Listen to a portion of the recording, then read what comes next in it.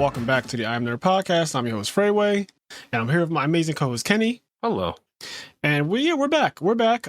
It's officially the middle of October. It's definitely getting colder. Officially, undeniably, it's time to bring out your sweatpants, your hoodies, your sweatshirts. I've been looking for clothes to buy. Freezing my balls off at work. Oh, it's cold in your job? Yeah, bro. I was freezing. And you have a door that opens a lot for customers, too, so I imagine... Door opens a lot. And it's just cold in there. Like, it's like the walls are stone. It's just... I know exactly the feeling.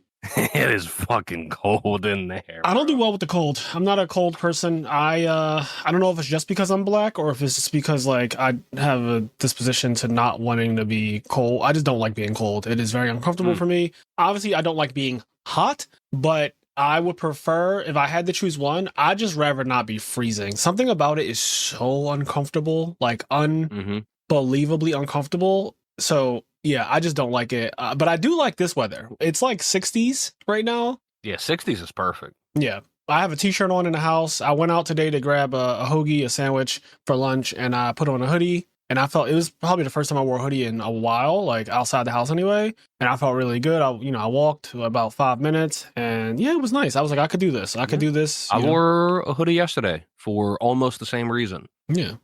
Walked around the corner, just got something. Yesterday was the first time I wore a hoodie as well. I mean, I have my windbreaker that I wear all the time for different reasons, but an actual hoodie, I think yesterday was the first time I wore one this year. Well, not this year, obviously, because February was this year. But you guys know what I mean. Yeah. But yeah, this weekend was pretty chill. I didn't really do too much. I pretty much have been like preparing because there's a couple tournaments coming up, online ones, and I actually will have the opportunity to play if I choose.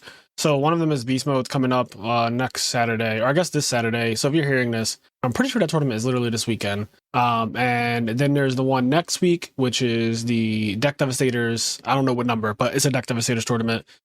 So there's like 2 online tournaments, and I'm not going to any other physical tournaments for the rest of the year. So my last event was RBT Chicago in terms of traveling, which I'm happy about because I traveled a lot this year already. I went to Japan, I went to Ohio, Chicago, just you name it, right? Like Houston, Texas at one point. You're traveling, man. They can't stop you. You Orlando, don't fucking stay in Vegas. The house. It was a lot. For an introvert, you don't stay in the goddamn house. Yeah. All right? Well, and when I do leave the house, I still somehow end up being introverted. But Yu-Gi-Oh! Events definitely bring out the extroverted side of me because I have to socialize with people, which, at the events, I don't mind doing it. A lot of people message me beforehand and say like, hey, are you going to this event? If you are, can you sign this or whatever? Or can I get a picture or stuff like that? And I'm like, yeah, absolutely. Like, I'm down. But yeah, I'm happy. I'm happy that there is no more traveling for me for the rest of the year. And next year, I do plan to go to Genesis. That is what I plan to do. I haven't booked it yet, but I'm planning to go to Genesis in February. It's actually on the weekend of Valentine's Day, I want to say. So we'll see. But Stango's definitely going because Stango is currently the best player in Rivals of Aether 2. And so he will obviously be playing in that tournament. I believe he got this year at Genesis. I'm pretty sure he got like second or something. So he's out there smacking. Yeah, I want to see him compete in person. That would be awesome. I've also never been to a Smash major, and I love Smash. Like, I actually love Smash Ultimate a lot. I actually watched the tournament, Let's Make Big Moves Miami, just happened over the weekend. Mega Man won his second major ever, and also second this year. Speaking of Smash majors, that said, I don't know if it's a major or not. But are you going to go to the tournament in Philly? No Jones? So I heard about No Jones, and that's been a thing for a while. I didn't know that it was I guess it's not a major. I don't know. Right? Yeah, I don't know if I don't know what it is. I'm pretty sure Stango's going, and I do think some people are traveling. Oh, okay. Do you know when it is? Major. I think it's November. I want to say 20 something. I can try to look it up right now. Huh. Oh, if it's November 20, so my birthday is November 25th, and I always go somewhere like away. I'm going to New York this year, and if it's that weekend of like November 20th or whatever, I won't be in Philly. Yeah, when's your exact birthday again? The 25th. Okay. Yeah, so if I'm reading this right, it's November 22nd. Yep, I will be. Yeah, I will not be in Philly. That actually, the 22nd, I'm pretty sure that's the exact weekend. So the Halloween, Thanksgiving, right? Thanksgiving is a week that I do not like to do anything, even though my birthday is always the week of Thanksgiving. So I always celebrate my birthday the week before, which means that tournament on the 22nd coincides with the exact weekend that I celebrate my birthday. So I will not be in Philly. November 21st, 22nd, and 23rd, I will be away. Crazy thing to slightly cut you off. Is Steve banned in Ultimate? Like in general? Sometimes it's completely subjective to what tournament we're talking about. Some of them I'm looking at this tournament. So like Rivals 2 is there. I'm going to enter that. Yeah. Blah, blah, blah. Ultimate is there. And it says Steve banned for ult. That shit's crazy. So Steve is going to be banned at No Johns. Yeah. He gets banned. He's banned in a couple tournaments every year. So, I mean, I like when Steve is banned because Steve is fucking lame. And honestly, Steve is actually genuinely harming like Smash Ultimate's lifespan, and just like the viewership just tanks when there's a Steve on screen, basically, and it tanks when there's a Steve in the finals. So that game needs a surprise patch. Did you hear about Dragon Ball Fighters? Yeah, I did. Gary told me about it yesterday that it's actually getting a patch and a new character apparently. Bro, yes, the new character is a spoiler. Fuck me. The new character is a spoiler. Yeah, because I don't even know if I should tell you, but I kind of want to know because I'm not like invested in Dragon Ball like that.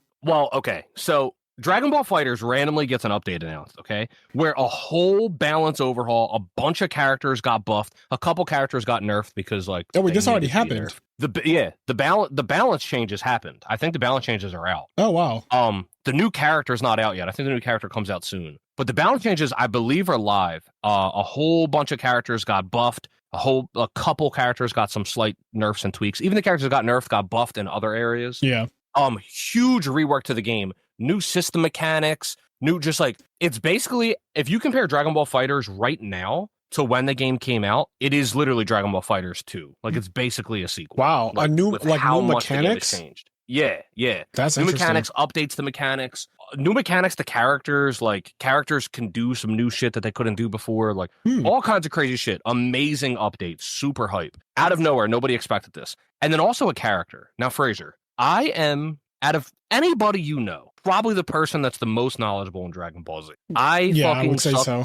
I suck the dick of this anime and manga. I've done it my whole life. And other than this one thing, I probably know more than almost most other people. But this one thing caught me for one specific reason. I'm looking at this and I'm going, who the fuck is this character? Like, there's a character, he looks like he's kind of like a purple Goku. Like, I don't know what the fuck I'm looking at. What? I'm thinking he's like some alternate universe shit. And so I literally Google, without even thinking, I Google, who is the new character in Dragon Ball Fighters? Like, I don't... Anyway, apparently it's Super Saiyan 4 Goku. And it looks like Super Saiyan 4, but it looks different. It doesn't look like Super Saiyan 4. Like, you get what I'm saying? Like, it looks like Super Saiyan 4. Yeah. But it doesn't look like the original Super Saiyan 4. The one with the red fur, the tail, the eyes, shadow. It's a slightly different design of Super Saiyan 4. Yep. But it's Super Saiyan 4 Goku from Dragon Ball Daima. Right. I did. Okay. So a while ago. And I was like, what the fuck? A while ago when Daima came out and it was ending, people were talking about it, and at the time I had only seen episode 1 of Daima, but I didn't quite understand. But they were saying Super Saiyan 4 is now canon, and I was like, oh, that's cool. They were like, yeah, it's like a canon thing now. It's officially a part of, real Dragon Ball lore or whatever. And I was like, that's awesome. Like, but I didn't know. I missed all of that. I didn't know all of that. I didn't see a picture of it, so I actually still don't know what it looks like, which is fine. I have no idea, but you're saying it's like purplish or whatever. I've never seen it, and I don't know why I assumed that the design would be just Super Saiyan 4 just put in. Yeah. I mean, it is. Now, granted, I only saw it briefly. I didn't like really, really look at it. Yeah. So I don't have like a perfect memory of what it looked like, but it looks like Super Saiyan 4, but just different. Yeah. That's cool. I like what you're saying, though. A game like Dragon Ball Fighters, that has been out for years, literally the whole pandemic, I feel like, because I remember you guys playing it a lot. It came out in 2018. Yeah. So it came out before or around Smash Ultimate, when Smash Ultimate came out. And you guys played it a lot during the pandemic. I remember that. Me and Gary played it every single morning before he went to work. Yep. And Cairo played too, right? Cairo played, but never as much, just because of time zone differences. Gotcha. Okay, but I remember you guys playing it a lot. I remember it was really popular, and it kept getting updates and patches. Ultra Instinct came out, he was tier 0, then he got nerfed, and then Lab Coat came out, then she was tier 0, then she got nerfed, and she was still really good. And I kind of kept up with it through Gary and you just like knowing what was going on, but I never played it. I don't really play fighting games that much anyway, but I just was like, oh, that's pretty cool, whatever. And I was like, why is this character broken? Then I watched an hour video about why Lab Coat is the most broken character ever created in fighters. And it was just Like I was able to understand without ever having touched a game ever in my life. I was like, oh, well, that moves 1 frame, and this move makes it where you do 22% less damage for the rest of the fight. Like forever. Just like a lot of nonsense mechanics that I've never even seen in other games before. So I was like, yeah, this character is obviously broken, and they're going to do something about it. And they did. And then the game just kind of like died off eventually because, you know, it just did. And then years later, I'm hearing that there is a new patch, a new character. And I was asking Gary yesterday, I was like, do you have to pay for any of this? Because that's kind of insane if you just get these things just because. Yeah, you just get them. You don't have to pay for anything. That's just broken. Well, I think the character is free too. I think it's just like going to happen. You're just going to turn on your game one day and have the character. So it's pretty insane. They just made this update out of nowhere. I suspect that they can't get either the budget or the licensing to make a Fighters 2, but the devs like still love the game or whatever, and they're still trying to obviously make money off of competitions and get people excited about it again. And I also just think maybe they love the game and they wanted to update it again or whatever. I don't fucking know. But this game got a crazy update. I'm super excited to try the different changes and whatnot. And yeah, it's just really cool. And all that to say, it'd be really cool if all of a sudden we got a surprise update for Smash Ultimate. It doesn't need to add a new character. No, it but doesn't. Just a big balance rework would be fucking huge. Because now the game, its metagame and what the characters do have been established now for quite some time. So a nice big balance update to really try to tweak and fix some things would be nice. I agree. I'm a little sad. My favorite player, Tweak, has retired. He's been retired for the last several months now. And just a lot of people don't play anymore who used to play religiously and go to every major. So the majors are a bit weaker, and that's why, no shade, but like that is why some of these other people are winning now or like doing really well because they're not being gatekept. Like, for example, Tweak single-handedly gatekept a lot of the fighting game characters that would have either won majors or like done really well and gotten to top 8s, and we would have been talking about them more. Tweak just playing Diddy Kong and being the best Diddy Kong in the world by far, by the way. Him playing that character, like the guy Riddles, who's the best, like he's like the best fighting game player, period. And he's actually won a major. I like Riddles. Riddles is amazing. Riddles plays both Ultimate and Street Fighter at the same time. Like he's insane.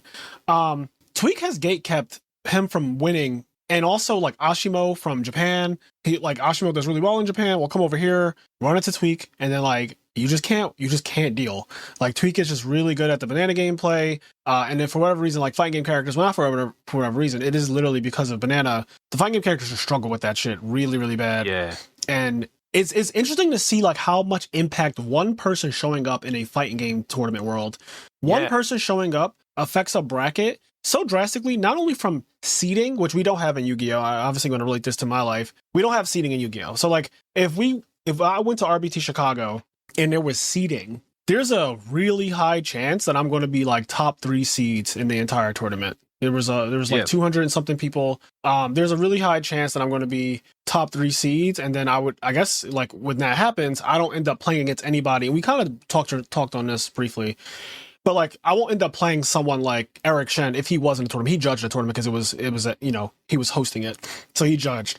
But let's say he was in a tournament, I would never be able to play him in round 2, like I have literally in Indianapolis before. Like we played round 2. That would never be able to happen. We would only be able to play each other in like winners finals, stuff like that. And that is a cool concept that I wish there was a way to implement in Yu-Gi-Oh! Maybe special invitational Yu-Gi-Oh! Tournaments could do that type of thing. Yeah. Maybe we could end up being the one to throw something like that. Let us know how you feel about the idea of like IMNerd fundraising for an invitational that is seeded, and we invite like online, of course, because like there's no other way. We're hosting a bunch of people, like, but online, and it's an invitational style tournament where we raise enough money. We ran out the convention center, bro. Dude, that would be so wild. But it'd be fun to just like money. Do that. Yeah, and I would love to see you do that on Kickstarter. You know, there's stretch goals. I don't know if Kickstarter has to be a physical thing or if you can kickstart an event.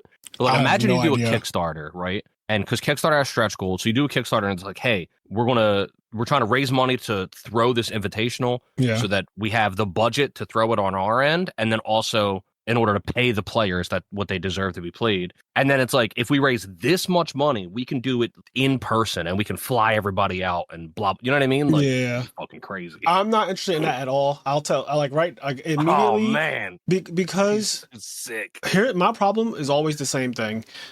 Being a TO is a very thankless job, and organizing people, especially if it involves like flights and hotels and shit like that, I would not want to be a part of that at all. Like literally, pass me on that. Obviously, Frazier won't have to do any of it. Obviously, it's a pipe dream anyway because it will require a lot of money. A lot of the best players in Yu-Gi-Oh are also European and stuff. So like, you know, it would be, and then it'd like be so much money you couldn't possibly. Cairo's also in Korea for whatever reason, like that's where he lives, and he's one of the best players too. So he would have to be there in Invitational, and then I would be hosting it, so I'm not even playing. So you know, I just the idea, but it's such a cool idea. Nah, you're playing. I'll take care of all that. I'll tell you, listen, I'm not joking. If there was a way to do this, I would fucking stay up all night and I'd handle all those logistics because there's no way I'm letting Frazier not play. That's crazy. I mean, yeah, I guess it would be a little bummer if I wasn't playing in the tournament, honestly. Yeah, that's insane. That's insane. I would have to play. Frazier's playing. Fuck that. That'd be like Thang will be like, I'm hosting a Rival 2 Invitational and I'm not playing. Like, no, you gotta like, what are you doing? Yeah, anyway, get the fuck out of here. But yeah, one person showing up really affects the seeding and like the whole tournament for fighting games drastically. I mean, obviously it does in card games too, but like it's not the same because in card games it's not even guaranteed that the best player is even going to get to top cut. Yeah, in card games it's a lot more or specifically Yu-Gi-Oh, right? I don't know how Magic runs the tournaments, but in Yu-Gi-Oh it's a lot more chaotic because like the good players are just like it's kind of like a big bowl. There's a big bowl and every player is a ball. And like most players like these little tiny bouncy balls, but like the good players are bowling balls. Yeah. And you just throw all these fucking balls in the bowl and then like they just chaotically fucking crash into people. And so two of these bowling balls can just crash into each other and knock one of them out. Yeah, super quick and super early. It's just a lot more chaotic.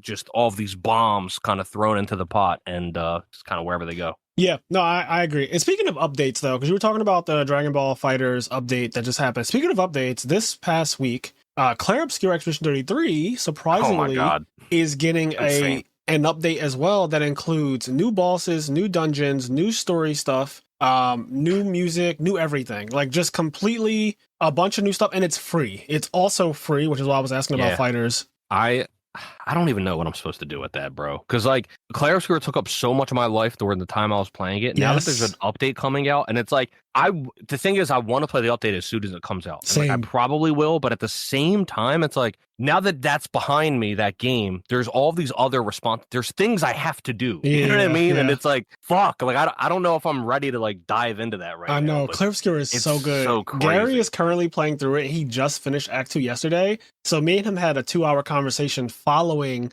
the end of Act 2, the beginning of Act 3. And I was like, all right, now that, spoilers for Expedition 33, now that you've met the real Renoir and you've escaped, and now, you know, your real dad and real Alicia are at odds, and then now you're in Act 3 officially. Now you can fly with SKA. The world is yours, right? I was like, now let's have a conversation before you go any further, because I'm sure you're confused, but I know you're also mind blown. And he was like, bro, this might literally be the best game I've ever played. He's like, I'm not even done. But he's like, really this literally, he's like, I'm hard pressed to say that I've played a game better than this game. He's like, they didn't fail in any part. They didn't slack in any part. He's like, the music, the graphics, the fucking fight, like the actual combat system is insane. It keeps evolving. Like, you don't get gradient attacks until like you get Verso, and then he teaches you that like in the middle of Act 2. And it's just like so many things, gradient blocking, gradient parrying or whatever. The storyline, the character development, the emotions, the voice acting, like everything. He's like, there's not a single part of the game that I could genuinely say is bad. Like, not a single part. And I was like, I agree.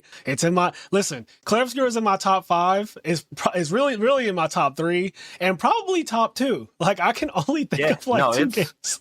It's such really, a good game. Really good. Man. It's really insane. Good. He messaged me when he beat the Paintress, and he was like, we did it. And I was just thinking to myself, like, did you? Yeah. Like, because he said we did it like he was done the game. And I'm thinking to myself, he was so happy when they placed the flag, the 33 flag. I mean, who wasn't? Yeah, who the that is an epic. Wasn't? That's such an epic scene too. Like, placing the fucking flag for 33, literally where the Paintress dwelled, is insane when you think about the feat of that. Because before you, there had been 67 years of people just getting slaughtered and trying to do this exact goal, and no one accomplished it until now. So that is amazing. The game is amazing. So it's getting an update. I'm definitely going to play it when it comes. I have no idea when the release date is, by the way. I don't know any information about it. I just saw a random IGN post that was like, Clair Obscure is getting an update. It's free, and it's going to add a bunch of stuff to it. What I love, and me and Gary talked about this too yesterday, what I love about it, though, Clair Obscure is not an incomplete game. This is not Final Fantasy 15. This is not Kingdom Hearts 3. This is not any of those other fucking RPGs that have come out in the last 10 years that they released them. And then the game is just not full. Like there's just, you could argue the game's missing. over complete. Yes. I think when you get to end of Act 2, like all of Act 3, for the most part, like there is story there, but you have to go out and get it. Yeah, you have to. You can start Act 3 and then immediately end Act 3. Yep. Right. I told Gary that. So I said, do not go back to Lumiere. Like, do not. I did it by accident. Do not do that. Yeah. You can end Act 3 as soon as starting it. So you can look at Clair Obscur as all of Act 1 and Act 2, and then there's like, an hour left. And if the game was just that, all of Act 1, Act 2, and then the Act 3 part where you just end the game, that would be a fully complete, satisfied game, I think, to almost everyone. Yeah. But then on top of that, Act 3 feels like it's just like, oh, here's also post-game. It's like post-game before you beat the game almost. Like you can just do whatever the fuck you want. There's a bunch more story you can go out and get and just gameplay and bosses and all kinds of shit. The game feels like it's more complete than even being complete, if that sentence makes sense. I agree with you 100%, because it really is up to you to go out and get the rest of the story and fill in some of the gaps and the questions. Like, for example, Gary had no idea, and I realized this as I watched him play, because I've been watching him play for the last 2 weeks. Gary had no idea that Clea existed. So when Act 3 starts and it's like epilogue Alicia, he meets Clea and he's like, who is this? Like, who is this person? I was like, well, that's your sister, Gary. And then she starts speaking and she is basically a narrator. I love that. I love the narrator. I praise it in Hunter x Hunter. I praise it in God of War as well. God of War, another one of the best games of all time. The 2018 God of War Ragnarok series is fucking insane. But Mimir is also, he's the narrator. He knows everything. Clea knows everything about what's going on. So when you get to Act 3 and it's like epilogue, Alicia, you wake up in your bed, you go talk to your sister, and she's like, you fucked everything up. You Verso traded his life for yours. She fills in all of this detail. Mom and dad are locked. He's trapped in the bottom of the monolith. She's trapped at the top of the monolith. I tipped the scales in his favor. My creatures are in play right now. They're making sure that the chroma doesn't go back to her mom. She's the leader of the paint council. She's just giving you so much detail, and like it's coming at you so fast. You're like, holy shit! Like, what? This is like crazy. Like, the real Verso's dead. He died in a fire. The writers, the painters, the association. Just like so much happening. Staying in there gives you a sickness too. You did it too long, but then mom apparently stayed in other canvases longer than this one. She'll be fine. Like, Clea's like, dad's actually exaggerating. He just wants his bitch back. Like, it's not even that bad. Like, mom's actually fine. She's been in other canvases longer. It's not that deep. Like, dad just wants his family back. I love it. Like, the whole thing is amazing, but Clea just coming into the game is fucking insane, because you run into her throughout the game as a shadow figure. You have no idea who it is. She's really mean to you too. You run into her in a forgotten battlefield, and she's like, oh, you've awakened. And then you ask her questions like, what's going on? What are you talking about? What have you been occupied by? And then Clea's like, the shadow Clea is like, oh God, you're not actually awakened. You're still in this stupid form. Well, I don't have time for this. Go play with your little friends. I have to deal with this war or whatever. And then you ask her what war and what is it about? And she's like, vengeance. And so it's just like, the game is just brilliant from start to finish, but there's an entire character that's a huge part of the story overall, especially when you play all of Act 3 and you do like every nook and cranny. Clea is a big part of the game, but she doesn't appear until the final act. And I think that's amazing that such an important character can come in so late and mean so much to the overall story. It's great. It's just great. I could talk about this forever. Very good. It's very, very good. So, yeah, I mean, to your point and to the credit of Clair Obscur, it is a incredible game in every measure you can measure it. And so this update is not an update that finishes the game completely. Correct. This update's irrelevant. What I mean by that is this game doesn't need this. It doesn't need it. This update's not gonna, like, the opinions on this game are already 10 out of 10 for most people. So this game did not need this update. This update is literally a thank you from the devs. Yeah. It's them saying, like, we're so happy you guys liked our game so much. Thank you so much for talking about it and word of mouthing it. And then here's just more, right? This feels like a complete just thank you from the devs. You guys, it probably made so much more money than they ever thought they would make. Oh, 100%. And they're like, we have we can take all this money, be good, work on our next game, and give them a thank you by just giving them more content in this game for free. So it's awesome. Yeah, I'm so happy. I don't know when this is coming out. I'm going to look it up eventually, but I'm sure that the internet won't let me miss it anyway. Like, whenever it's out, the internet is going to be like, the Clair Obscur update is out and it delivers on all cylinders and all the whole the praise and worship thing that it'll do. But I brought up Clair Obscur not only because we were talking about an update in a different game that came out a while ago, which was Fighters, but we have a listener letter from Wyatt. And I was asking Kenny before this podcast if we already read this one, because I don't remember if we did, but I don't think we did. But if we did, we definitely did not. Okay. If we did, though, I'm just going to put a disclaimer. If we read this one already in a previous episode, then guess what? This will be the first listener letter that we're actually answering twice. But this one is from Wyatt. It's entitled Expedition 33, and it says, "Hi, Frazier. Hi, Kenny. Thank you for the podcast. I look forward to them every week, and it has become a crucial part of keeping me sane at work." You're very welcome. Thank you for listening. Oh, yeah, 100%. On to the main topic of this listener letter, Expedition 33. This game has been nothing short of incredible, and I'm so glad you guys made an episode about it. By the way, if you're listening to this right now, two things. One, listen to the Clair Obscur episode. It's 3 hours, and it features Alex Simo. You guys know him from Yu-Gi-Oh!, the Progression series, and a bunch of other series that he's done. Amazing content creator, Yu-Gi-Tuber, all that good stuff. That episode was almost 4 hours. I think it was like 3 hours and 30 minutes or something like that after editing. So a lot was removed, and it still was 3 hours and 30 minutes. Just FYI. Listen to that. Two, if you want your listener letter read out loud on the show like we're doing right now, like we're about to be doing, and we've done in many episodes, just email us at imnerdpodcast@gmail.com. Again, that's imnerdpodcast@gmail.com, and we will read your listener letter aloud on the show. So he said, this game's been nothing short of incredible, and I'm so glad you guys made an episode about it. I was hooked the entire time listening to it and was determined to play it, so I bought it the second I got home from work. It's been a very long time since I was excited to play a game, and I have fallen out of love with gaming, but this game has completely changed how I feel. That fallen out of love with gaming thing, I think I had an episode of the podcast this year where I talked about how, like... We talked about it a couple times. Yeah. We were talking about how for a long time fell out of love with gaming. You were playing a lot of Yu-Gi-Oh! And some of the big things that brought you back in the gaming were like God of War 2018. Yes. Slay the Spire. Yep. Monster Hunter World. And then Monster Hunter. And then you got into... And then this year, you played Last of Us, Ocarina of Time, Expedition 33. Yeah, Final Fantasy VII There's another Rebirth. game I might be missing. Oh, yeah, Rebirth. Yep. Yeah, a lot. Yeah, so this year I had a crazy run with video games, but I know that feeling of falling out of love with gaming.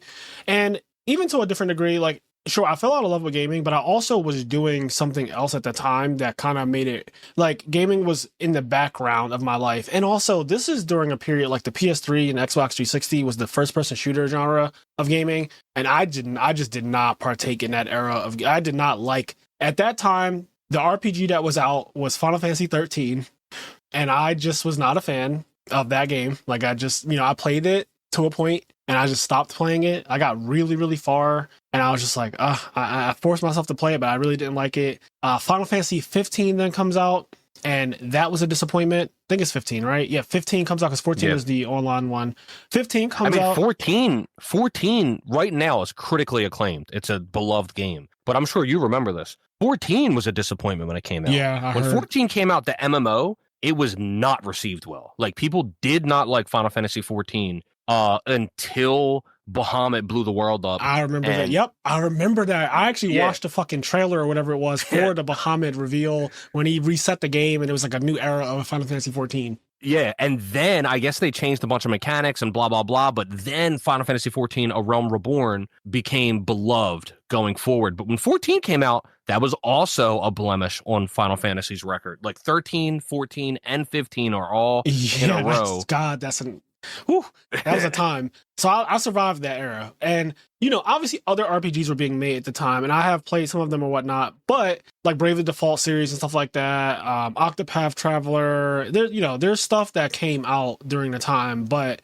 I grew up playing a lot of RPGs. Legend of Legaia, Legend of Dragoon, Final Fantasy 7, 8, 9, 10, you name it. Like, there's so many. Parasite Eve, Devil May Cry 1 through 3, God of War 1 through 3, God of War on the PSP games. You find out you have a brother and shit like that. Just like so many games. I was a big gamer. Like, I used to carry a PSP with me at all times. I used to have a Neo Geo Pocket at one point, just playing Sonic the Hedgehog because nothing else ever came out. I had a 3DS, a new 3DS. I had I was a huge gamer. And then Yu-Gi-Oh! Took over my life for a while. I traveled the world a lot, which was really fun. And at the same time, first-person shooters have rose in popularity, so much so that most people were just playing like Call of Duty, Gears of War, Battlefield, just like all of those kinds of games. And fighting games are also doing pretty well. but like fighting games require you to have someone to play, and I'm more of a single player game kind of person anyway, unless it's like something fun co-op. Like I can do a co-op game or whatnot, but I just really wasn't feeling where gaming was, and RPGs that were coming out that were from my beloved, Squaresoft, Square Enix, Kingdom Hearts did not come out for 10 years. So that entire period, there was no Kingdom Hearts game either. In terms of mainstream Kingdom Hearts games, there was all of we're going to remake 2 10 times. We're going to do Chain of Memories and port it over here. We're going to do Birth by Sleep and port that 3 times. There was like a bunch of that happening, but nothing like to progress the actual main storyline. That didn't happen until 2018, I think Kingdom Hearts 3 came out, something like that.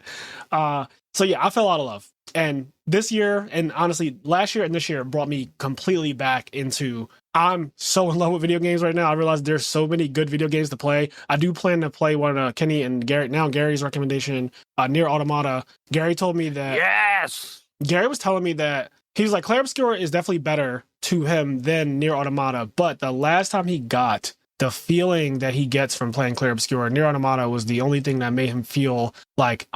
I'm in full agreement. Yeah. Because when I played through Clair Obscur, and they're very different games. Yes. Like they're very different. Like games, I'm not going into it thinking like I'm about to play Clair Obscur 2. You know what I mean? I'm not going to be looking for Clair Obscur in Nier Automata. They're very different games. It's so funny you bring this up because I was going to bring Nier Automata up for this list. So I'm going to just say it right now.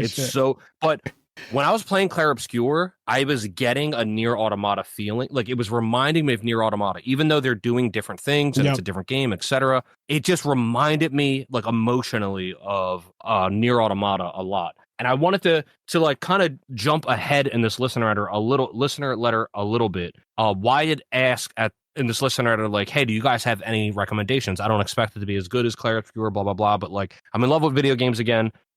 Any suggestions? And my suggestion was going to be Nier Automata. And Nier Automata is it's an incredible game. It has a great fucking story. It has great gameplay.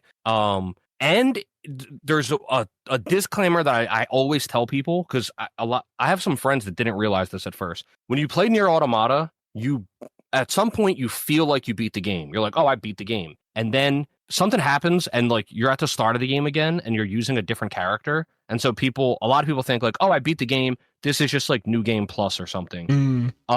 It's not. Keep playing the game. When you think you beat the game in Nier Automata, you did not beat it. Keep playing. There is a lot more story to happen. Okay. I just want to throw that disclaimer out to everybody. Like when you think, because I have a friend who thought he beat Nier Automata, and I was like, you need to go back. I don't know. Yeah, I was like, you need to absolutely go back because you haven't had your heart completely broken. Yeah. When I ended Nier Automata, I told Frazier this years ago when I first played it. I felt empty for like 2 weeks. Like I remember I beat that game and I just felt fucking empty. Yeah. So the energy was just drained from me. I felt like so apathetic. Like I was just, damn. I don't know, but I say that as a good thing though. Like it was so good that when I beat it, I just felt fucking empty. Only a good game can invoke that type of emotion out of you anyway. Like it's like a good book. After you're done reading a good manga or a good book and you come out of it, you look around everybody who's on your train or bus and you're like, how are you guys existing without knowing what I know now? Listen, after One Piece ends and we do the podcast episode on it, you guys might not ever see me again. Yeah. Like I might be so depressed when One Piece ends. Going to be a post One Piece depression for sure for a lot of people. It might get bad. Yeah, that's very real. I'm not ready for that at all. I hope it doesn't. I want One Piece to end in a way, but I'm not ready for it, so I don't want it to end anytime soon, selfishly, I guess. Like, yeah. And I don't know if I'm ever going to be ready. It's kind of one of those things like, you're never ready to have a child, no matter how much you prepare. You're never ready, man. I don't know if you're ever ready for One Piece to end. Like, I just don't. It's funny because I was talking about this literally the other day, which is going to go into another topic I wanted to bring up. But before I bring up that second topic, I want to finish out that listener letter. But real quick on this point, I was talking to a friend the other day about how, I don't know if people realize, just because of everything that's happening in the world and how much information that we have access to, I don't know if people realize how big One Piece really is. And like, I think it is one of the most impressive like stories told throughout the history of like literal human history. Yeah. Like, I think it's one of the biggest, most grand stories. Like, I think it's comparable to the fucking Homer's Odyssey. Like, I think it's truly like a magnificent thing. And I feel like I'm in a lucky point of time to actually experience the story happening. It is so grand. I I think agree. there's so much to it, man. So yeah, One Piece is incredible.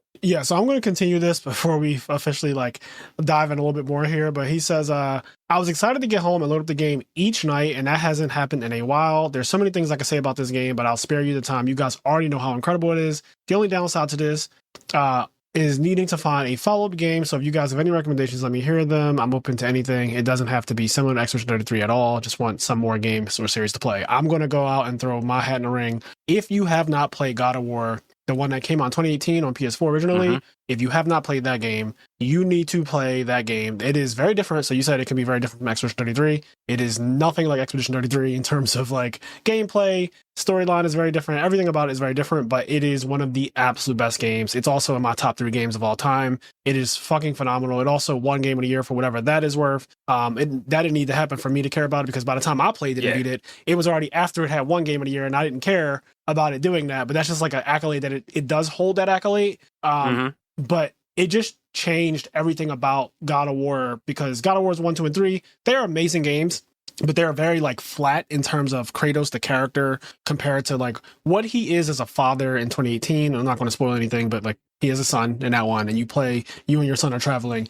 The character writing is more interesting in 2018 for sure. Like Kratos as a character is a more flushed out, realistic person. He's not just like a murderous, ridiculous person. He's a way more flushed out person. He's way more mature. And if you play the older games, this is one of those situations where you don't need to play the original God of War games to enjoy the new one, but it does add a lot to the way certain scenes will feel, in my opinion, as someone who did play the original games. It adds a lot of context and feeling to what you're seeing on screen when you're watching and playing 2018, because he's in a different part of his life. And as somebody who has matured and grew up myself, I was once a teenager, I was once a young man, and now I'm a bit older. I'm not like old, but I'm a bit older. And I like maturing is a very interesting thing to see yourself grow. So to watch this character that I literally grew up with now be older and have a kid, and the way he treats them, it's so brilliant. The writing and like the side characters are brilliant, the reveals are brilliant, the battles, it's epic. It's just an epic it's an odyssey. It's a fucking journey. It's beautiful. It's one of the best games I've ever played. Like I said, it's in my top 3. Claire Obscure and God of War and in that conversation for best games I've ever played in my life. And I cannot possibly not recommend God of War 2018 and Ragnarok because they're together. There's like one game to me. And like Frazier said, you don't need to play the originals. They do enhance the experience. Yeah. But some people might be like, oh, fuck. Just because of that, I do have to play the original. So what I would say is, because sometimes you can lock yourself out of playing something, because now you'll never play it, because you're like, I got to play these 3, and you'll never play those 3. So if you really want to know this, you can watch a YouTube video on the first 3, and then you can go play 2018. Yep. Because if playing now, if you want to go play the first 3, play the first 3. But I know some people will be like, oh, I can't play 2018 because I got to play the first 3 first. And then they'll just never get around to playing the first 3 because that's too many games in the queue. Yep. And it'll just never happen. Just to throw another suggestion out there. So Nier Automata, huge suggestion from me and secretly from Gary for all of you. Yeah. Frazier throwing God of War out there. And I'll throw 2 quick ones. Me and Frazier just this year played the first Last of Us. Incredible game if you haven't played it. That's so good. So yeah, if you haven't played The Last of Us, highly recommend The Last of Us. Good. And the other one I would say is Breath of the Wild. These are all Game of the Year, by the way. Everything. Yeah, every game that was just named. There's not a single game that was named that is one of the Game of the Year winners. It's just kind of funny. It's just Breath of the Wild is fucking incredible. So if you haven't been playing games for a while, Breath of the Wild is a game that you can just sit there and get lost in for who knows how long. Yeah, I mean, these are all good recommendations. They, in my opinion, they just have to be objectively because they're acclaimed by the world. Like, it's not really up for debate to me, because these games are not just loved by like a minority of people who game. If you are a gamer, if you exist in the gamer world, majority of people who like our population, so there's like 8 billion people in the world right now. Whatever the population of gamers there are, majority, over 51% agree that all the games that was just named are objectively some of the best games ever created. Objectively. Like, to me, once it's over 51%, it's at that point, it's just, it's fact. It's like, it's objectively a good game. I don't care if 49% or 30% or 20% don't like it. Objectively, it's just a good game, and you can feel how you want to feel. Obviously, no game is like technically perfect, but objectively, these are good games. You can't go wrong with them, more importantly, right? Like, you're not going to be sent to play some bullshit. Like, I would never recommend Final Fantasy 15 before it got all the extra story and shit that it got years after I played it and bought the collector's edition and spent like, I think I spent like $90 on the collector's thing of Final Fantasy 15. And I played it for 20 hours and beat it. And then I was like, I'm so confused on what's going on. Why did my character become an old man in the last act with no explanation? It just like time skips and he just has a beard and he's old. I was like, I'm confused. This is just game is just so random. There's like this one girl who's like, she's just like in the game for like a very brief amount of time. She summons Leviathan. It's just like random. The game is just random and it's bad. I don't know what it is now because I have never gone back to Final Fantasy 15 and played it again. And it's sad because I genuinely loved the world of 15. It was huge. You had a car. The car started flying in the final act, which I thought was random, but also kind of cool. But then it just fell off like completely. It just fell off a cliff. It wasn't a finished game when they released it. And I don't like that. So I wouldn't recommend that. But I would recommend something like Bravely Default. You know? Bravely Default. Great game. Amazing games. Bravely Default 2. Amazing game. Octopath Traveler. If you never played the first Octopath Traveler, because I can't vouch for the second one, I didn't beat it, but I did play it for a good amount, but I just stopped cold turkey, never went back to it. And I do that with games. But Octopath Traveler 1, I played it until completion, until the secret boss and everything. And that game, Octopath Traveler 1 is like such an amazing game. Like it's a turn-based RPG, but it is done really well. It's on the Switch, I believe. And yeah, it's amazing. Like, it's really, really good. It is something that you can travel with because it's on the Switch. So take that into consideration too. But I think it's just a fantastic game. And I think it's cool the way you have 8 different characters and you can play any of them. And they all have like stories. They have their own individual stories. There's 8 of them. Octopath, hence the name.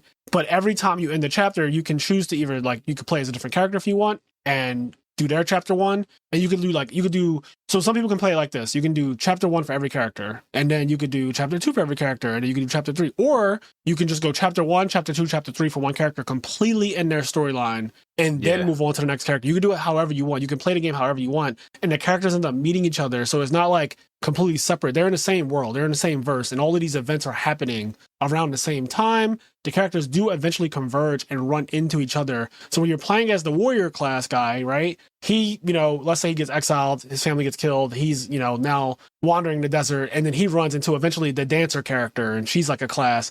Eventually he runs into the apothecary. Eventually he runs into the white mage or the priest. And like that, it's just so fucking cool. And the stories are cool. And the way they interact with each other is cool. There's funny parts. It's like everything you want in RPG. So I'm ranting, but Octopath Traveler is really also good. Really good. Yeah. Really, really good.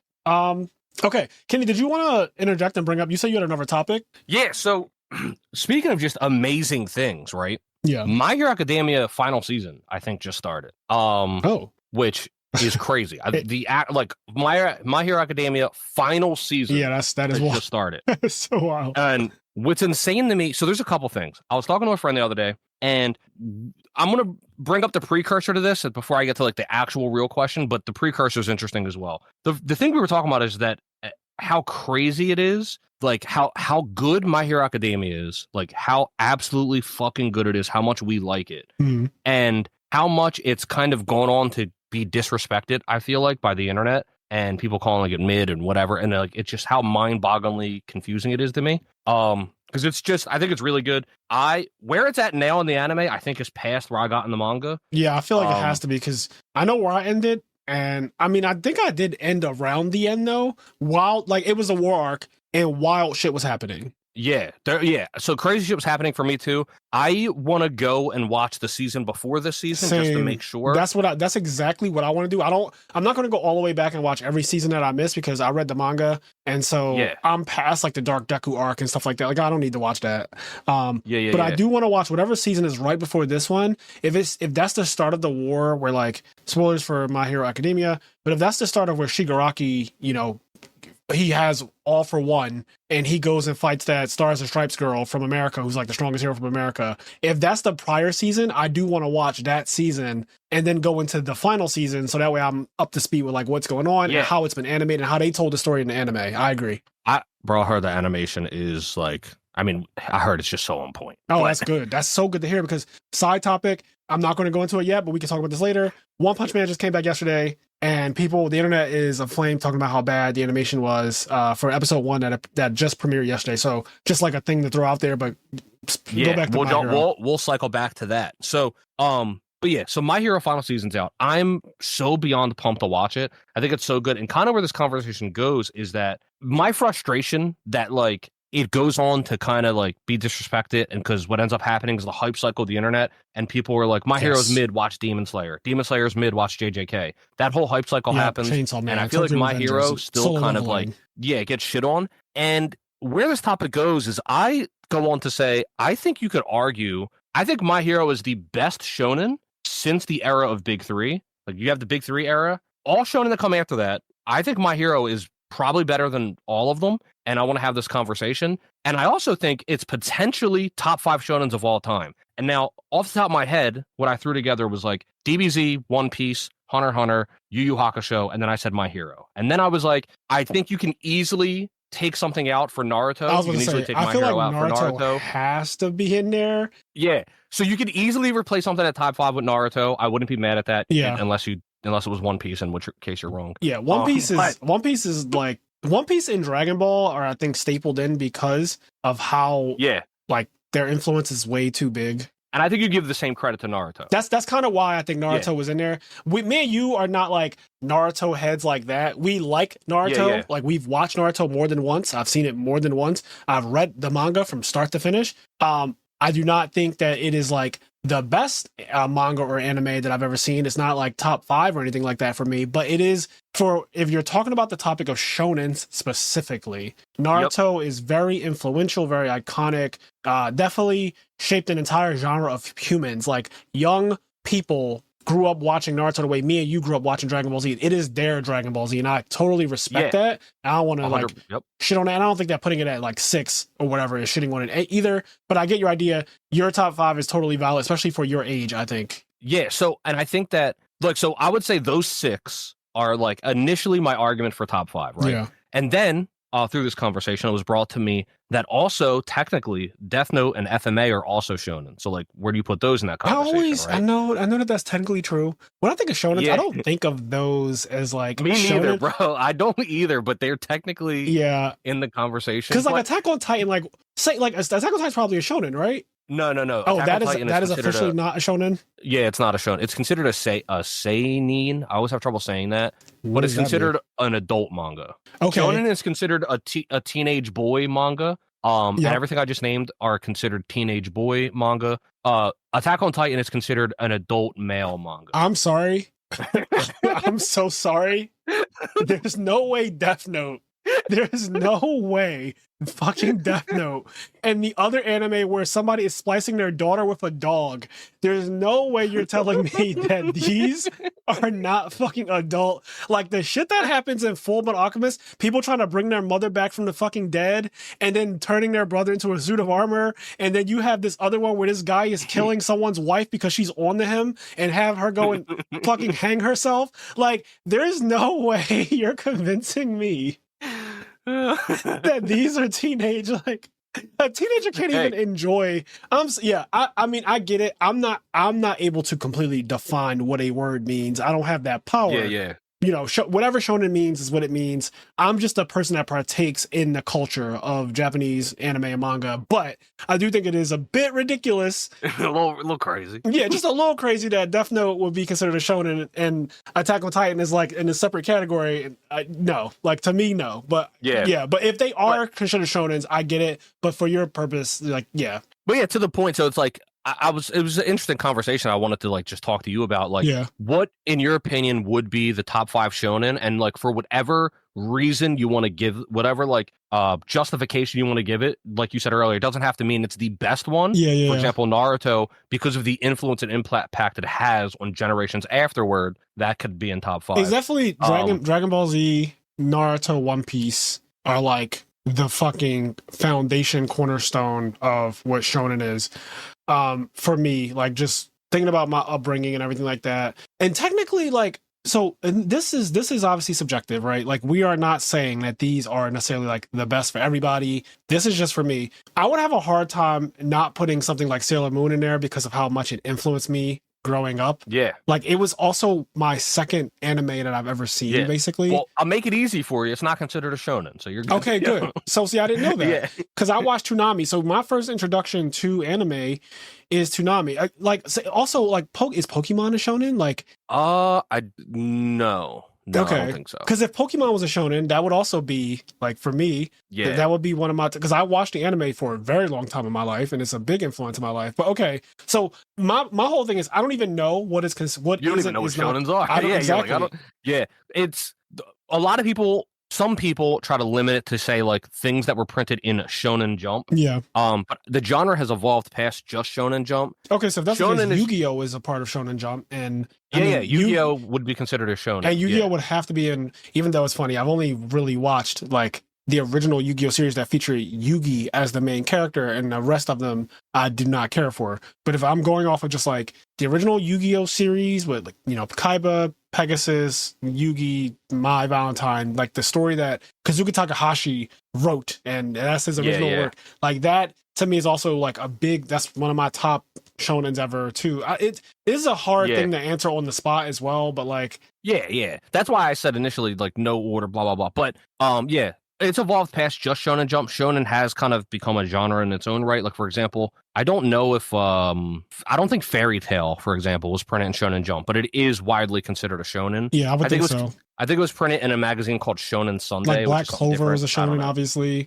Yeah, Black Clover. But so to my point, to My Hero's credit, I think My Hero is better than a lot of these things that come after. Like, and I like some of these. Like, I like Fairy Tail. I like Black Clover. I like Demon Slayer. Yeah. I like JJK. But I think I would put My Hero above all of those things I just named and many others that come after the era of the big three. And it just frustrates me a little bit that My Hero doesn't get its credit. So it's on one part, this conversation is me saying like, man, I think My Hero is really fucking good. I do think My Hero is really good. I guess just like, what are the top 5 shonen? My problem is I try to avoid, if I can, recency bias when it comes to like anything. So even like Clair Obscur, like I have a hard time not saying it's the best game I've ever played, because a big part of me does feel like it might just be the best game I've ever played, right?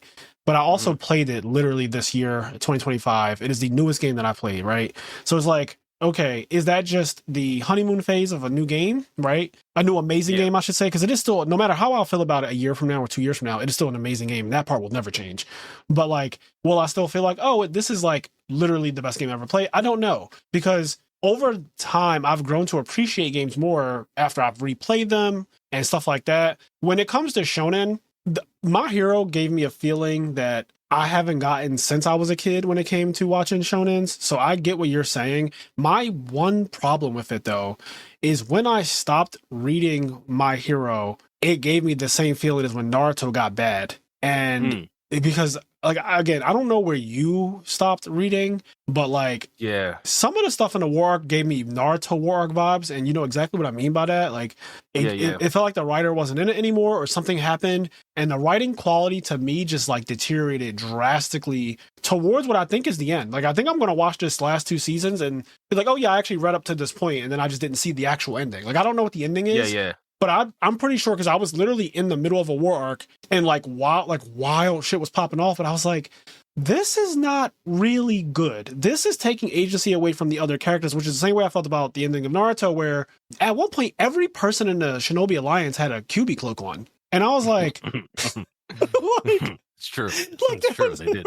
And they were dripped the fuck out. They were dripped out, Kenny. Shikamaru had a QB cloak. Do you understand how ridiculous Shikamaru with QB? They were dripped the fuck Shikamaru with a QB is the most powerful character in all of anime. Like, what are we doing? He's like, crazy. What are we doing, bro? So but my point of saying that, some people might be like, oh, that's so awesome, that's so cool. But I was like, these characters have no agency anymore. These characters literally, the story boiled down to Naruto, Sasuke, and no one else mattered. And I really despise that, because the way Naruto, the first 134 episodes before Sasuke officially leaves, all the characters are like actual important characters to the story. They have their development, and then Shippuden happens, and it's just the Naruto and Sasuke story for the vast majority of it. And then you get to the war arc, and then it's the same thing. They bring back like Kage and stuff like that. They do all these power scaling things that are like really cool. Meteors and stuff start happening. I get it. But then it just boils down to Naruto and Sasuke, and everybody else doesn't matter. And then these two fight, and then they both lose an arm, and then that's the end of it. And it's like, okay, cool. You also have a really bad villain at the end.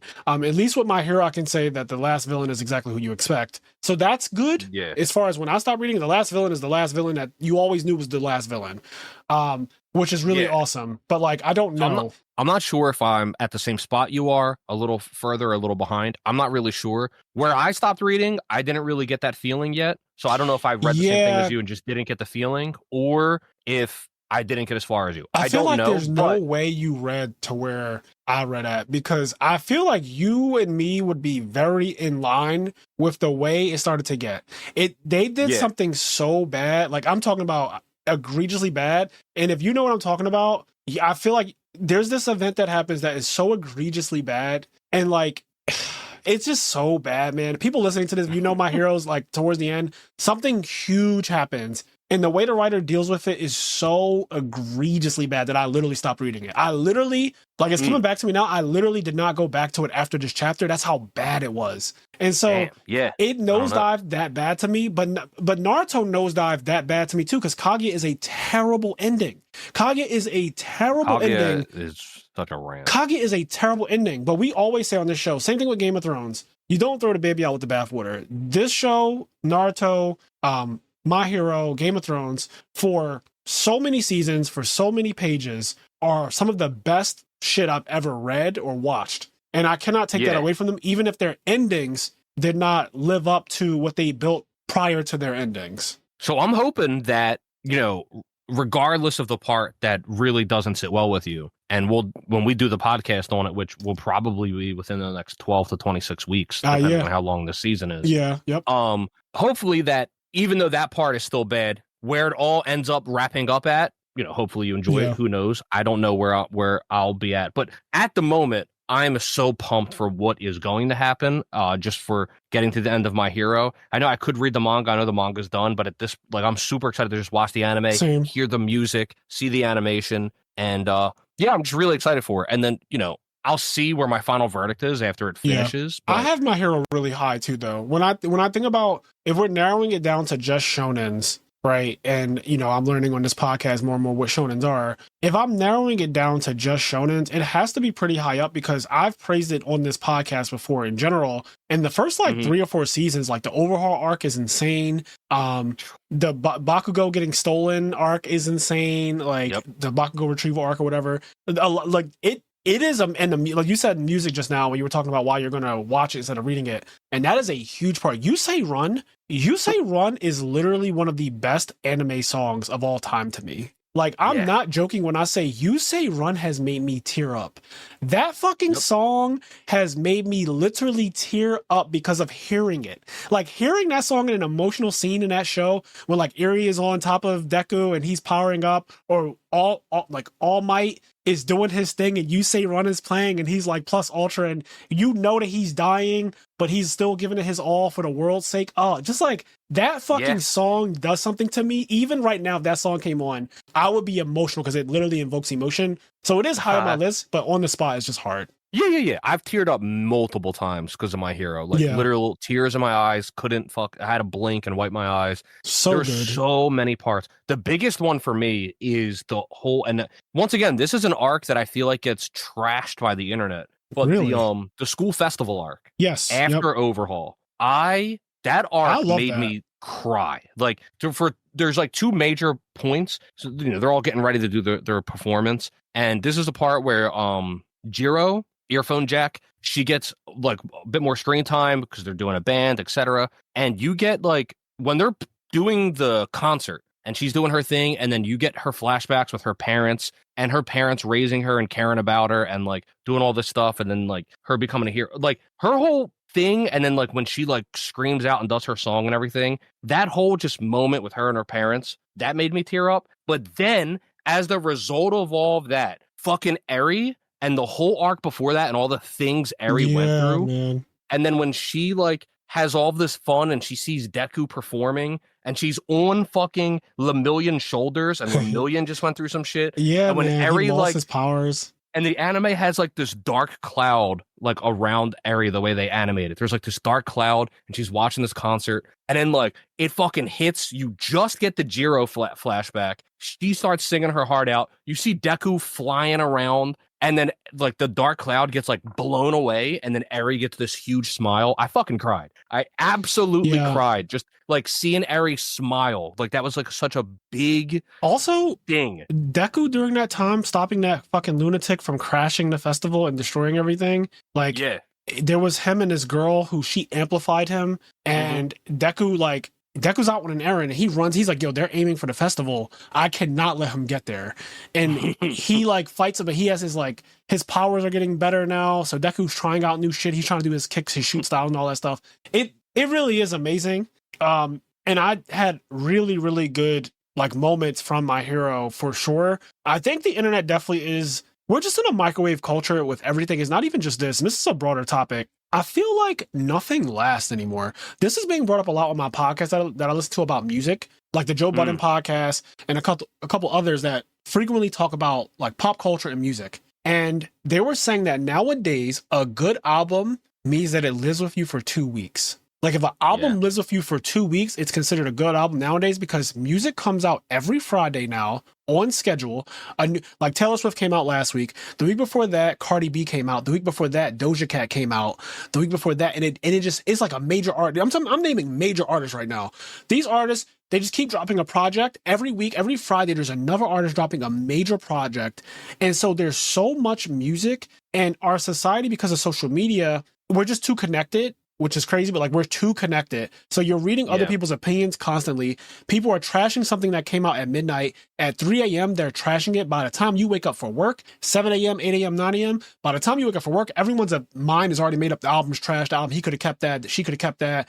Garbage, blah, blah. Everyone's made their mind up from an album that came out literally at midnight on Thursday night. And then Friday for work, people who listen to it in the car are getting on their phones and are going on Instagram and Twitter and trashing it or praising it as the best thing they've ever heard. And it's like crazy how fast that pushes the music through a cycle. It like shoves it through a fucking canal and just excretes it. Like it just excretes it out, and then it's on to the next thing. I need the next thing. I need the next thing. I need the next thing. You don't get to live with it, and it is frustrating because there are albums, and not even just albums. There are songs that back in the day you'd get access to. You either buy the album, right, and then so regardless of whether or not you love it, you end up listening to it. Regardless of whether or not you love track 7, you end up listening to it because you spent your money on it, and that's what you have access to in your CD player while you're walking to school. Yep. So you end up sitting with this album and with these songs, and over time you end up appreciating them or hearing things you didn't hear or liking them more because you have to sit with it. Now, especially because you don't have to buy an album, you can just listen to every album the day it comes out, the minute it comes out for free. You can listen to the whole album, and you don't have to sit with it, and tomorrow there'll be a new album out if you don't like it. Yeah. And if a new album doesn't come out tomorrow, there's a billion other albums that you haven't heard that exist on Spotify that you can go find and listen to. So you don't ever have to sit with anything. So that's true. I think it's going to be very difficult 10 to 20 years from now finding a classic album from this era. Because what makes classic albums is the fact that they lasted so long and they were really listened to so long by so many people for so many years. Whereas now, classic albums of the same caliber of previous classic albums are still being made. I love JID's album, God Does Like Ugly. Mm-hmm. It's a fucking incredible album. God Does Like Ugly, incredible album. However, it's very unlikely I'm going to listen to that album on repeat for the next 2 years like I would have when the Black Album came out. Right. So that album might not end up becoming a classic because people are only going to listen to it for a couple weeks, couple months instead of years to come like they would have before. Yeah, I think our access to music and to everything is, it's not, like I said, this is a broader topic. It's not just anime that I feel this way, because we were talking about My Hero and what happened to it. Why is it My Hero not praised on the same level as some of the other shonens that came before it that honestly, some of them aren't as good as My Hero storytelling and character development and stuff like that is, to be honest, and animation too, because it came out later than them. So it just has the benefit of like, you have better animators for a lot of the scenes, better music scores and stuff like that. My Hero really is good. And I think if it came out, let's say 15 years before it came out, it would have been heralded as one of the best things ever. But because it came out in this microwave generation where there's so many new seasonal anime and manga that are releasing, and nowadays it feels like people only want the hypest one. The thing that floats to the top is usually the hypest shit. At least on my internet algorithm, I'm seeing this is why Solo Leveling was just won the award for best anime of the year, right? This is the definition of the microwave anime generation. It's part of my gripe with Solo Leveling, because like I can just enjoy Solo Leveling. Yeah, I think part of my gripe is enjoyable. is the fact that like it is designed to be the quickest, eye-pleasing, like, look, this is cool, so fast and so immediately, and I don't feel like there's as much like underlying substance. It's just really entertaining to look at. And maybe this is me being a hater, but like part of me does get frustrated at how much praise and accolade Solo Leveling gets in comparison to some other things that I think are just better. But Solo Leveling, you just compare it to My Hero.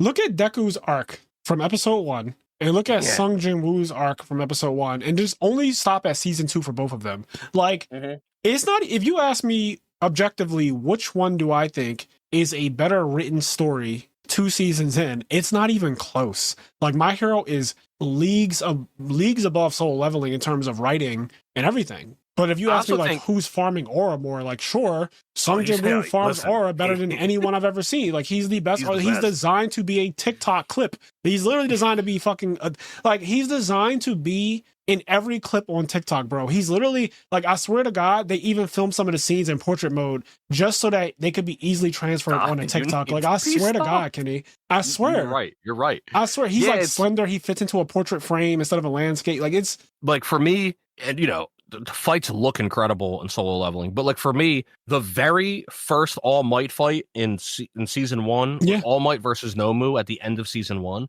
is a better fight so far than anything I've seen in Solo Leveling. In that, I don't think the animation is as good, although the animation's still really good. It's not as good as the Solo Leveling animation, but all of the emotion and writing that goes into that build up of that fight, and then what happens in that fight, is like still so fucking top. I have yet to see a fight All Might versus All for One. I was about to say, I've yet to see a fight in Solo Leveling that makes me feel the way I felt about watching All Might versus All for One, and that's because there's actual build up to that fight. There's characters that are involved in it. Shigaraki's like, why are you here? You're the last boss. You're not supposed to be here.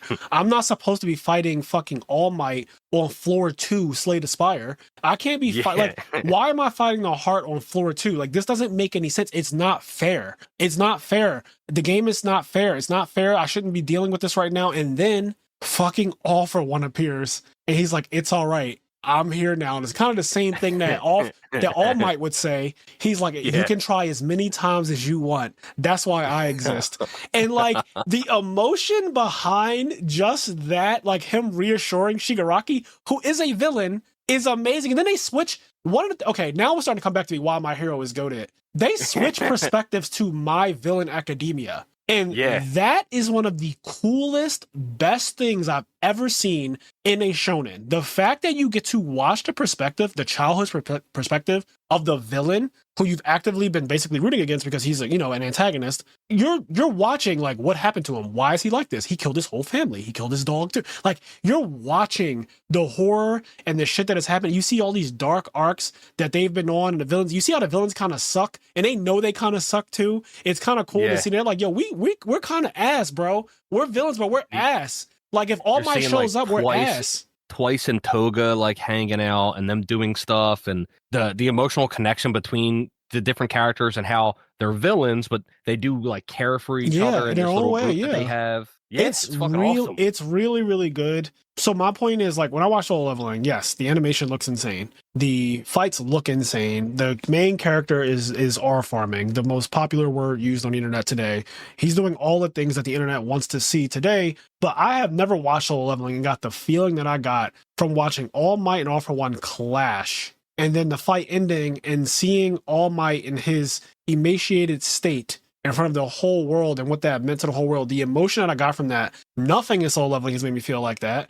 And quite frankly, I don't know if it's possible for it to ever feel like that because people were going crazy about the Beerus versus Sung Jin Woo fight, the ant. But like that ant had no development, if we're being honest. Like that ant came out of nowhere, killed a bunch of S tiers, and then he got killed by the main character. And then he got farmed.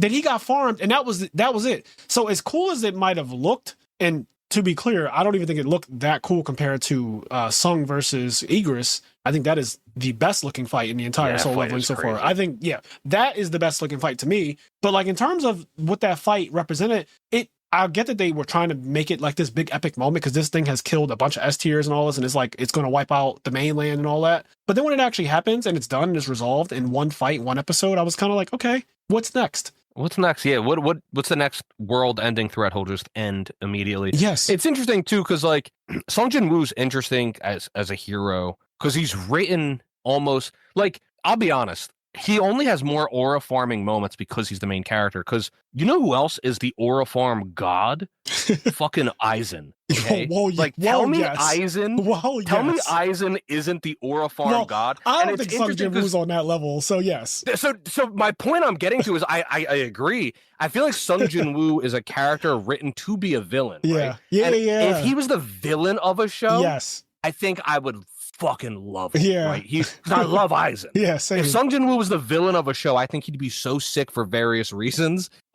As the main character, the writing that is attributed to him tends to not interest me because I feel like instead of writing an interesting character, they're just writing the coolest moments they can. Yeah. And like, anyway, Aizen's the shit. Like, I don't know. Like, when you want to talk about aura farming, that guy Aizen is insane. Yeah. Well, he's my number one when it comes to aura farming. I think Bleach is also number one for shit talking. So you will get no argument out of me about Aizen being a better aura farmer than Sung Jin Woo. And I think that if Bleach came out in 2023, Bleach would also just be like the GOAT, right? Like it would be anime of the year. It would be all the things because Bleach with the animation of 2023 and all like Aizen being a character, him being a villain, like it would absolutely take the exact same spot as like if a Sung Jin Woo. Soul Society happened today. And then the whole buildup of like, break the internet. Aizen being dead. Yeah. And then like at the end of it, and then when he slicks his fucking hair back. Yep. Break the internet. The beams like that come down that make it where he's unaffected by anything that could happen. Everything. Like the fact that Kimomura was fighting against like, what's the one that the black Tozen fighting against Tozen. I think his name's Tozen. Yeah, Tozen and Gin, Ichimaru Gin, like they end up being actual traitors as well. So like they go to Heko Mundo, and it's like this huge plot twist. Also, Bankai gets used for the first time by Ichigo in episode 60 against Byakuya. And then, dude, imagine today, TikTok generation, you get fucking Ichigo's theme being stopped by Aizen's finger. Yep. Like, bro, the amount of YouTube shorts and TikToks that would be, imagine. And they would have like different music on, like some hype ass music each, and then boom, the music stops, and then like they'd be like, boom. Yeah, like, I know exactly what the reels you're talking about. I know those exact reels. Boom, boom, boom, and it's like flashing fucking light and shit, and like the scene change. Yo, I know exactly what you're talking about, bro. It's like some rock song playing, and then it just boom, boom, boom, boom. Yeah. That exact thing what happened. Imagine you say run getting stopped by fucking a villain, bro.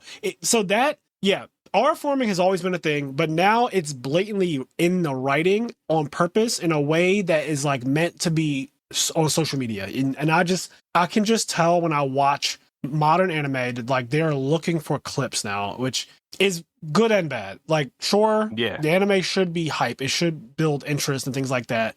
But I don't like it when there's no build up to it, which is why I have a hard time connecting to like Solo Leveling being such an acclaimed anime, because to me, it's like, yes, this is really cool, but there is really nothing under the surface. There's really nothing under the surface, bro. There's just nothing. Yeah, it looks great. It looks amazing. But if you comparing, like I said, just compare My Hero first 2 seasons to Solo Leveling first 2 seasons, or to be even more fair, just compare the same number of episodes to the same number of episodes. So compare whatever that is. Yeah, whatever that is. Because my season 1 of My Hero was really short. And I don't know how many episodes are in season 2. It might be over like 24 or something like that. I don't know. But just compare the same number of episodes and genuinely see like what has the better writing, better, oh my god, arcs. Yeah. Dude, season 2 has fucking Deku versus Todoroki, which is another huge emotional moment. Yes. Not only is it a huge emotional moment, that is another crazy animation moment. Yeah. When the fucking explosion happens, when Todoroki does the ice and then the fire. Oh my god. I'll use the left is crazy. Yeah, that, and then also, finding out stuff about Endeavor, his father. there's a lot. And then the Stain arc is huge. Like, I thought they were going to fucking die. I was like, bro, this dude is insane. He's licking blood and shit. Like, yeah, My Hero is really, really good, and it makes you care about the characters. And it's not the only one. We're just using this as an example. But like, older anime definitely made you care about the characters a lot more. And I just feel like newer anime nowadays is just not all of them are doing that. Frieren is an exception to this rule. Obviously, Frieren is like insane. It reminds me of something that is an old anime. It has that vibe with the new anime animation and stuff like that. But the writing is insane for Frieren. Yeah, I mean, there's definitely new. And now, to be fair, it's not even new anymore. But like, I think Black Clover does a decent job of making you care about the characters as time goes on. I don't think Black Clover is like a heavily acclaimed anime or manga, but I do like it. Like, overall, I'd probably give it like a 6 out of 10.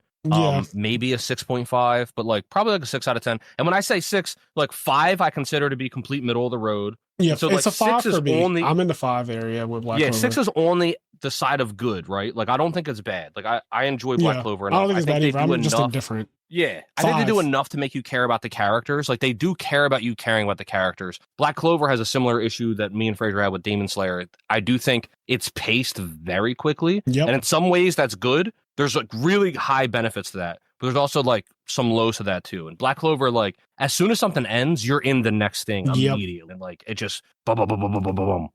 Yeah, Demon Slayer is in a unique spot because Demon Slayer does make you care about the fights and the stakes. You really do feel it when the Kaza in Infinity Castle is fighting against fucking Giyu and Tanjiro. I felt the fear of one of them dying, mainly Giyu, because I know Tanjiro is not going to die, at least not yet. Yeah, I mean, Infinity Castle was great. I think Infinity Castle was such a huge step up from the season we saw before that. 100%. Infinity Castle was worth the wait, period. Yeah. It was worth the wait. Yeah. It actually lived up to the hype that it built prior to it. It was worth the wait. Like the last episode of the Hashira training arc where, Guillaume comes out of nowhere and fucking knocks Muzan's actual head off. And then Muzan's like, I'm going to kill every single one of you motherfuckers. Like, you're coming with me to hell. That episode, because the season was trash, but that episode and leading into Infinity Castle was a perfect segue because it kept that energy. It kept that same energy and it lived up to it. That movie is fucking phenomenal. I actually just looked on the internet in the open seas because I wanted to watch it again.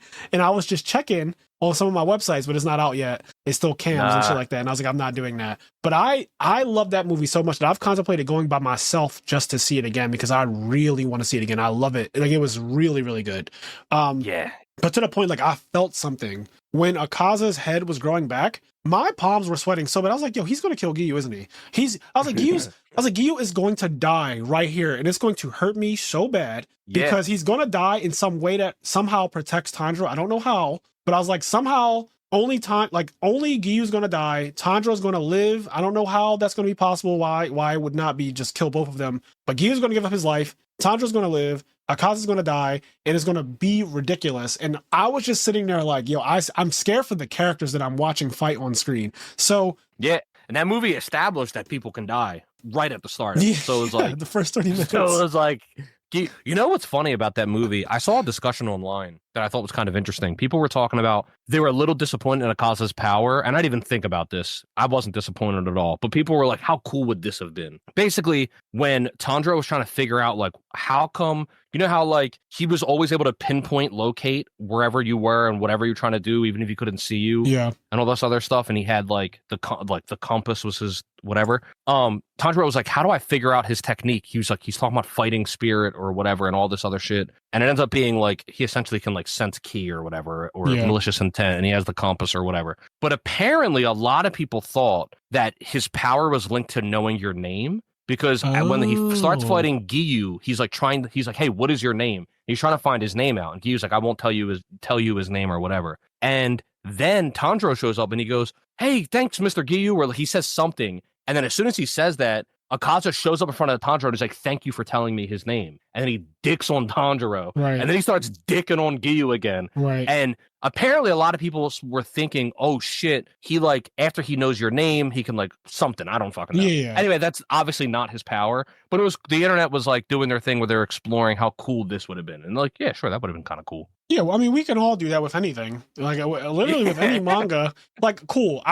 We listen to this podcast. We have had all kinds of fucking thoughts about all kinds of ideas. Yeah, like what we thought was going to happen. We didn't think there was going to be a vampire series. We didn't know that Muzan's. I thought all kinds of things about Muzan if you listen to old Demon Slayer until they revealed that, like, oh, I just want to daywalk. and like rip myself of this curse. I was like, oh well, that's actually just you're just a like you're literally a vampire. I don't know what to like. It's not Demon Slayer. It's fucking vampire hunters. Like, what are we talking about? Like, this guy literally wants to daywalk. That's his entire goal. Like that is his entire goal, bro. So like once I found that out, that's the motivation for the main villain, I was like, kind of not as interested now. Like, I'm going to see it to the end because it is beautiful and the story is touching. It definitely yanks at your heartstrings. I definitely cried in episode 19. You know, I've had my emotional moments with it, but it's good that something as fast paced as Demon Slayer can invoke those things. Like, Demon Slayer is insane to me because it doesn't invokes emotions that, for as fast as it is, I would not expect it to be possible. That I care about characters so quickly. So they're in a special space for me, and I really want to see how it ends because that'll determine where I place it. But Demon Slayer is teetering on that like high tier of shonens for me because of it being of the new age, but it might be the best of the new age just because of how I truly have felt. Like that, My Hero are up there for me. You know, I haven't seen how either of them end yet, but like for different reasons, one of them is animated by far the best thing I've ever, like, looking at Demon Slayer is like the best shit I've ever seen visually with my eyes. And then like the emotional moments of My Hero and like the characters and stuff like that. Bakugo finding out that he's actually a fan of All Might. There's so much that I'm like, I love this story. I love the way it's written to a point. And yeah, they're really high for me. Both of them. You know what else is funny about the whole, because like you said, everybody has ideas. Everybody has an idea about how to make something better. And I think I want to say I got this from George R.R. Martin. But he essentially was like, you know, everybody has an idea. Everybody has this idea about how they can make my story better. But like everybody has really good ideas. The hard part is writing the story. Yeah. Like everybody has all these great ideas, but you only have this good idea to approve my product because I already wrote the story. Like I already did all of this work that you would have never done. I already did all of that. And then you took everything I did and you were like, actually, if this would be a little better. Yeah. And it's like, it's easy to do that when you haven't had to think about everything else. Correct. That's very true. That's very true. And yeah, I mean, if you think about somebody who wrote the entire story, they have all of these reasons and all of these connections mentally that you just do not have. Mm-hmm.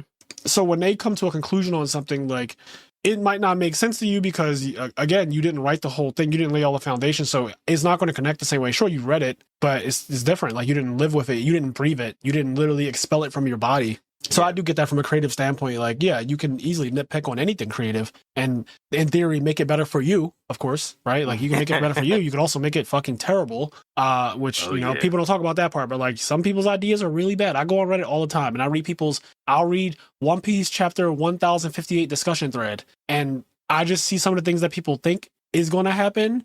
And I'm just like, this is an awful idea. Like, thank God Oda is Oda and you're you, because this idea is so ridiculous. And then some people do come up with some shit that I'm like, that's amazing. And if that is actually what's happening here, that is really fucking fire. You know what's crazy is that I run into that. You run into the people with their horrible ideas and you're like, thank God you're not the one writing the story because it's terrible. Yeah. And then you run into people that have the coolest ideas ever. Like, that would be so sick. And then what's crazy is that eventually Oda does something and it's still better. Yep. Like, even if it's not whatever that awesome idea was, it's still insane. I'm still thinking about over 10 years ago, I watched a video of Blackbeard possibly having the Cerberus Mythic Zoan Devil Fruit, and how nothing in the world could convince me that that wasn't exactly what Blackbeard was. Blackbeard's first Devil Fruit was a Mythic Zoan Cerberus, which has 3 heads and 3 stomachs. So that way he can actually have more than one Devil Fruit inside of his body, which is why he put on the cloak, and then he took the Quake Fruit. He also has the Darkness Fruit, which would also give him 3 different Devil Fruits. It gives him all different kinds. Paramecia, he has the Zoan, and then he would also have a Logia. And I was like, this makes so much sense. The scratches across Shanks, like the claw weapon that he carries, his fucking flag is 3-headed. I mean, the video was like 45 minutes long to an hour. Yeah. And when I tell you, you could not convince me after watching that video, that was not exactly what Blackbeard was. I would argue anyone down. That's like, I was like, he got Oda. He knows exactly what Oda is doing. He saw it all. This guy has hockey in real life. This is who Blackbeard is. And to this day, as far as I know, I'm like 25 chapters behind probably right now, but to this day none of that has come to fruition on terms of what Blackbeard is, and I don't know if it ever will, because again, it's just like some random person on the internet's theory somewhere different. And I mean, we're definitely going to, what's awesome is that we will at some point get an answer as to why Blackbeard is able to have at least 2 devil fruits. Yes. Whether or not he gets 3, who knows? Maybe he also gets 3. But we will, without a shadow of a doubt, like Oda right now knows why Blackbeard has 2 devil fruits. Correct. It's not something he made up one day and he was going to figure out how to fix it later. Right. Like Oda knows why Blackbeard shut up. Why Blackbeard has 2 devil fruits. We just don't know.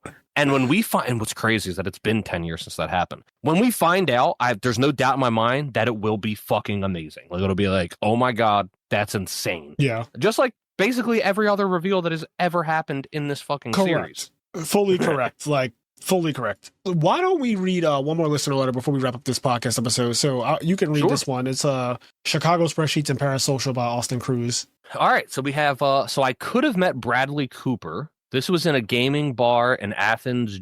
Is GA, Georgia? Yeah, I think GA, Georgia. I was playing Smash on the projector. As I was playing, I noticed the guy at the bar, and in my head, I was thinking, that guy kind of looks like Bradley Cooper. I'm sure he hears that all the time, so I'm going to go bother him. It wasn't until I got home later, one of my friends who was bartending posted on her Instagram story that Bradley Cooper came into the bar.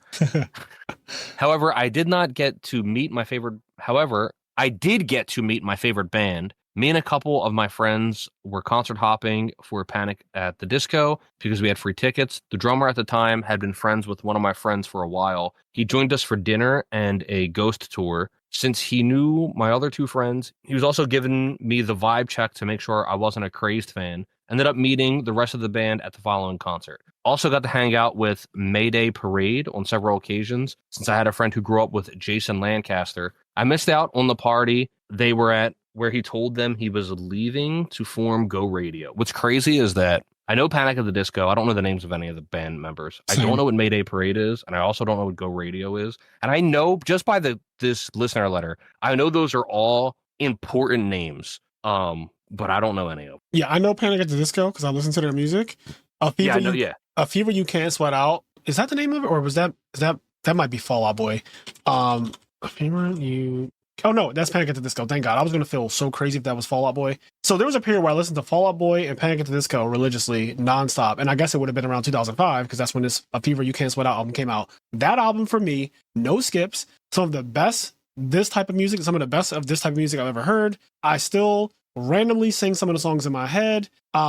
Amazing. Like Panic at the Disco is literally one of my absolute favorites off of just this album alone. This is like an album of the year for me. Like in 2005, this. And Mariah Carey also dropped The Emancipation of Mimi, which is an album that is actually in my top 5 albums of all time. This, that, some Linkin Park stuff, like some Paramore stuff. Like I have some System of a Down at the time was really big. Like I get it. If I were to meet someone from any of those groups back then, or like maybe run into them or whatever nowadays, right? Because you're talking about now. If I were to meet any of them, or like they were in the vicinity of me, I definitely would have a moment where I'm like, damn, I really, really love this person's music. I love what they've contributed to my teenage years and stuff like that. But like I said previously, also, I'm the same way where I try not to, if they're just chilling and I could tell that they're just chilling, yeah, I will leave them be. If they're already in a situation where it's like the setting is saying they want to, or they're inviting to a meet and greet type of situation or a fan picture or a sign thing,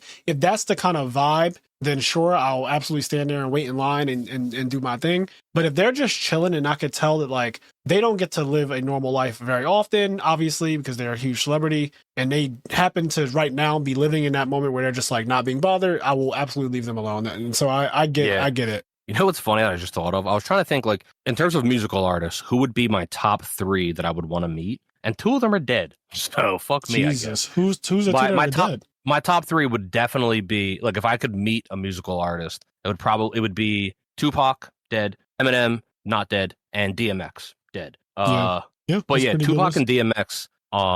Yeah, I mean, obviously Tupac was dead before I even had a chance to meet him. Right. But listening to his music, I listened to his music my entire life. Like I grew up listening to Tupac. I listened to every single album multiple times. How do you want it? How does it feel? Growing up in the fast lane. Yeah, anyway. I listened to so much Tupac, and I remember watching documentaries and just everything, and just I don't know. He's so much I fucking loved about him as a person, as an activist, as an artist. And the DMX. I just want to interject real quick. I'm not a huge fan of Tupac. I'm not going to lie and say that like I listen to all his music or anything like that, but I grew up hearing his music a lot, and I love his music too. Every song that I've ever heard of Tupac, I've liked. There's not a single Tupac song that I've ever heard in my entire life that I can say I do not like this song.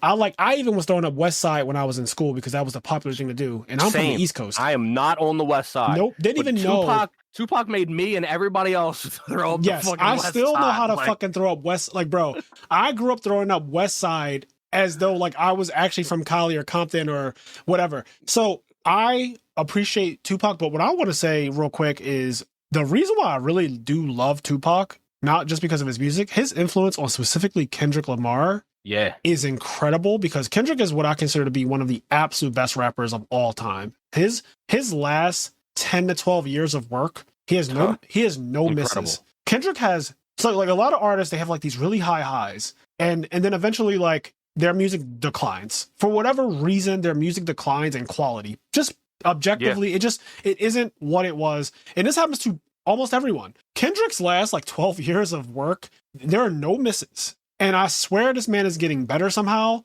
But more importantly, like his influence, like the Tupac influence on him and how he blatantly pays homage to that, like all the West Coast artists, all the Cali artists, the way he pays homage to, I respect and I love that so much, even though I'm not from there, but I still love the way he pays homage, and I love the influence that Tupac has on Kendrick. I feel like Kendrick is literally a like child of Tupac in that way.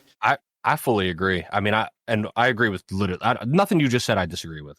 Kendrick is you can hear it. You can literally. I mean, he literally says it, but you can hear it in his work. Like, Tupac. I remember. Not only do I love like all of his music, it's also just like, you know, obviously I didn't meet him, right? But from all the stories I've heard about him and the things I've heard him say, he just seemed like he was genuinely a really good person that really fucking cared about people, like really had ideas about things. Yeah. And I don't know, like, you know what's crazy?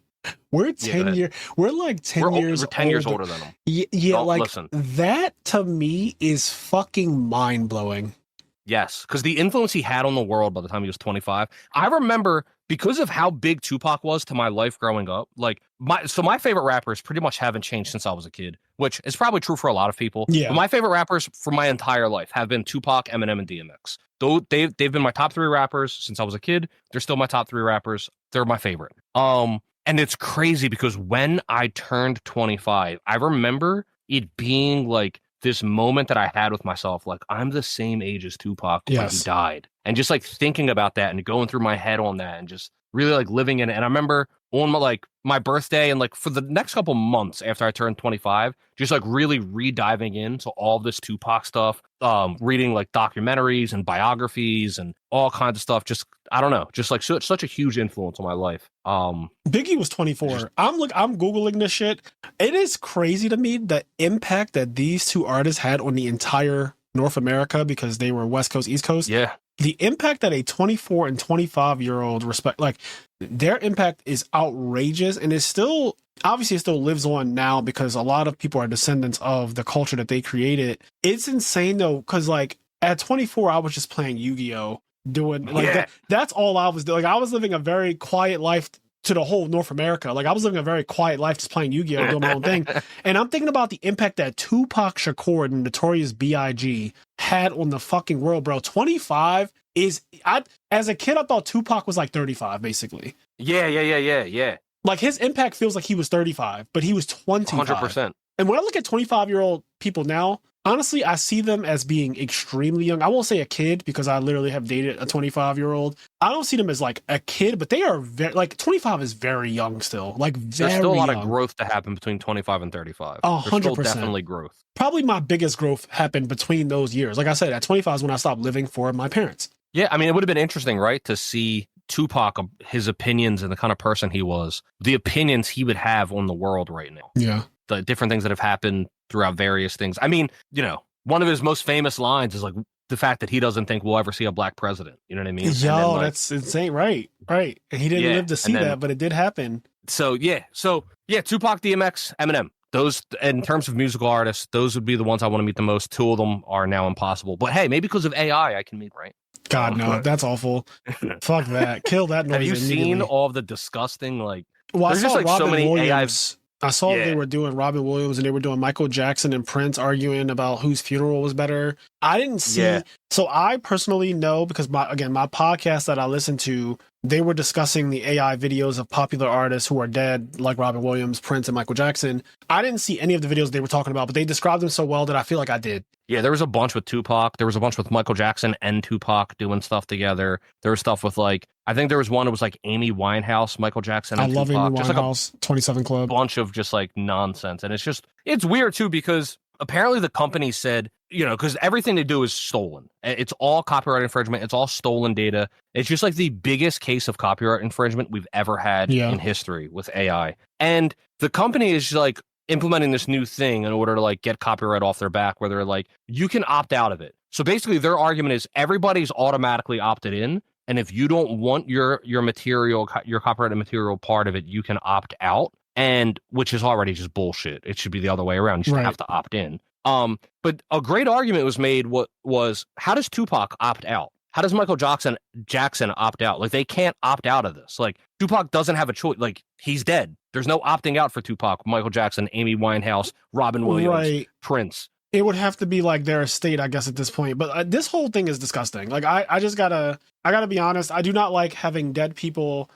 I didn't like it when there was a fucking hologram. The Coachella? Yes, I didn't like that. I didn't like when Tupac was a hologram, bro. That didn't sit well with me years ago when he did that. I thought that was creepy and weird. And then now it's like these videos that literally, bro, they just look like they're real. And again, AI last year, I remember seeing all the fucked up fingers and a weird, like the uncanny valley of it all. That shit is basically gone now. The AI has progressed in 1 year so rapidly that it looks extremely good now. Sometimes I'll be watching sometimes I watch a video and I'm like, yo, is this AI? Like not videos that are blatantly where it's dead people. I'm talking about sometimes I'll see like a bear sneaking around a house and the video's not real. But because it's at night and it's a bear and it's sneaking around somebody's porch, it just looks like a real video because again, it's like the vision of a nighttime sky and like everything. And it just looks like a real thing, but it's 100% just not a real thing at all. And that to me is fucking weird. I saw the prank thing that's happening. I don't know if you saw this.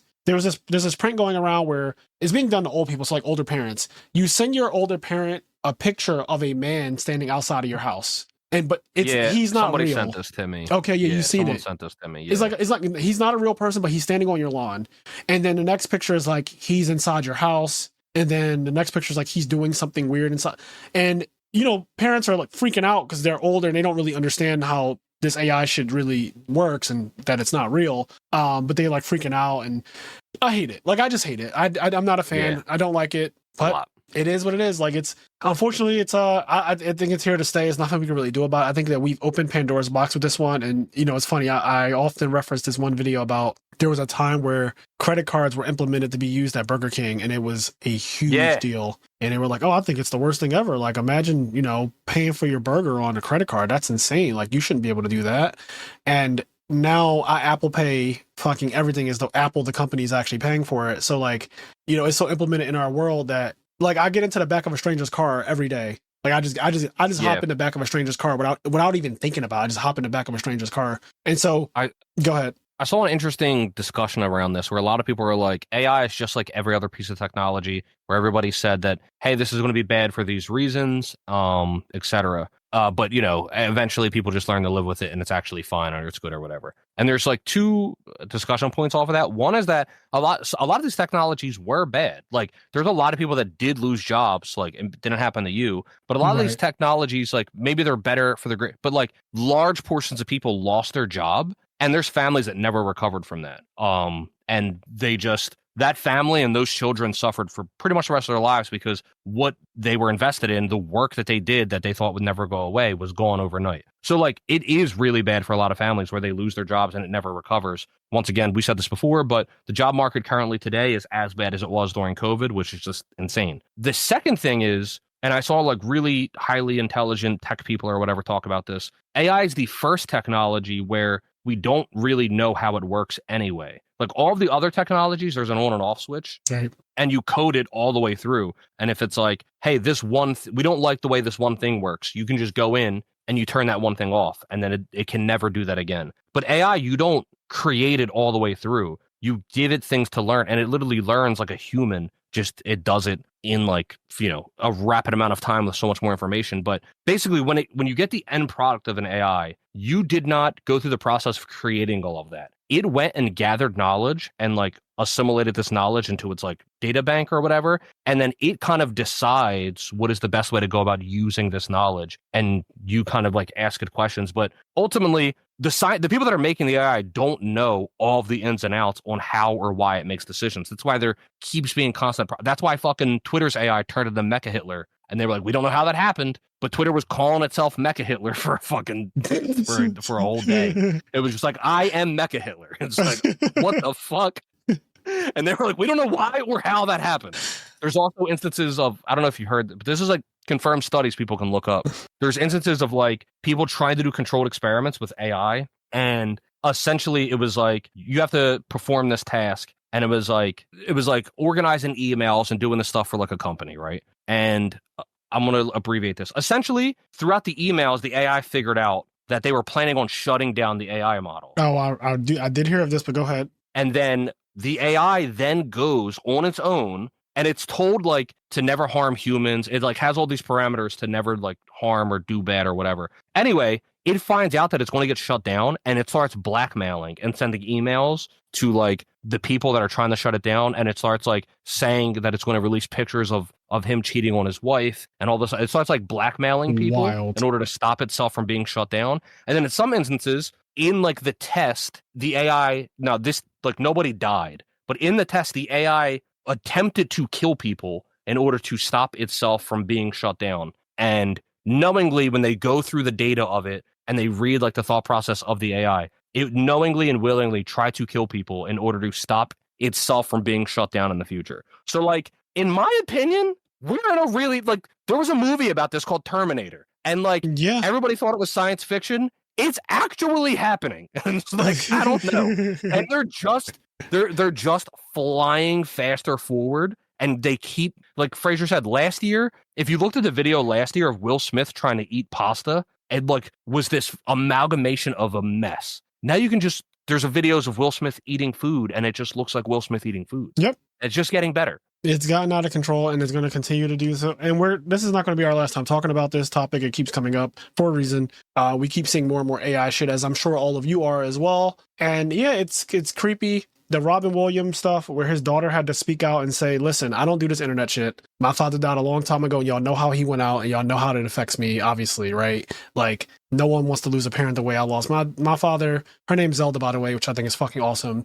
But Zelda was just like, can we please stop doing this? Like, she's like, it's one thing that you guys are doing it, which is already like a lot. The fact that you guys are sending it to me though, that's so dark. She's like, my DMs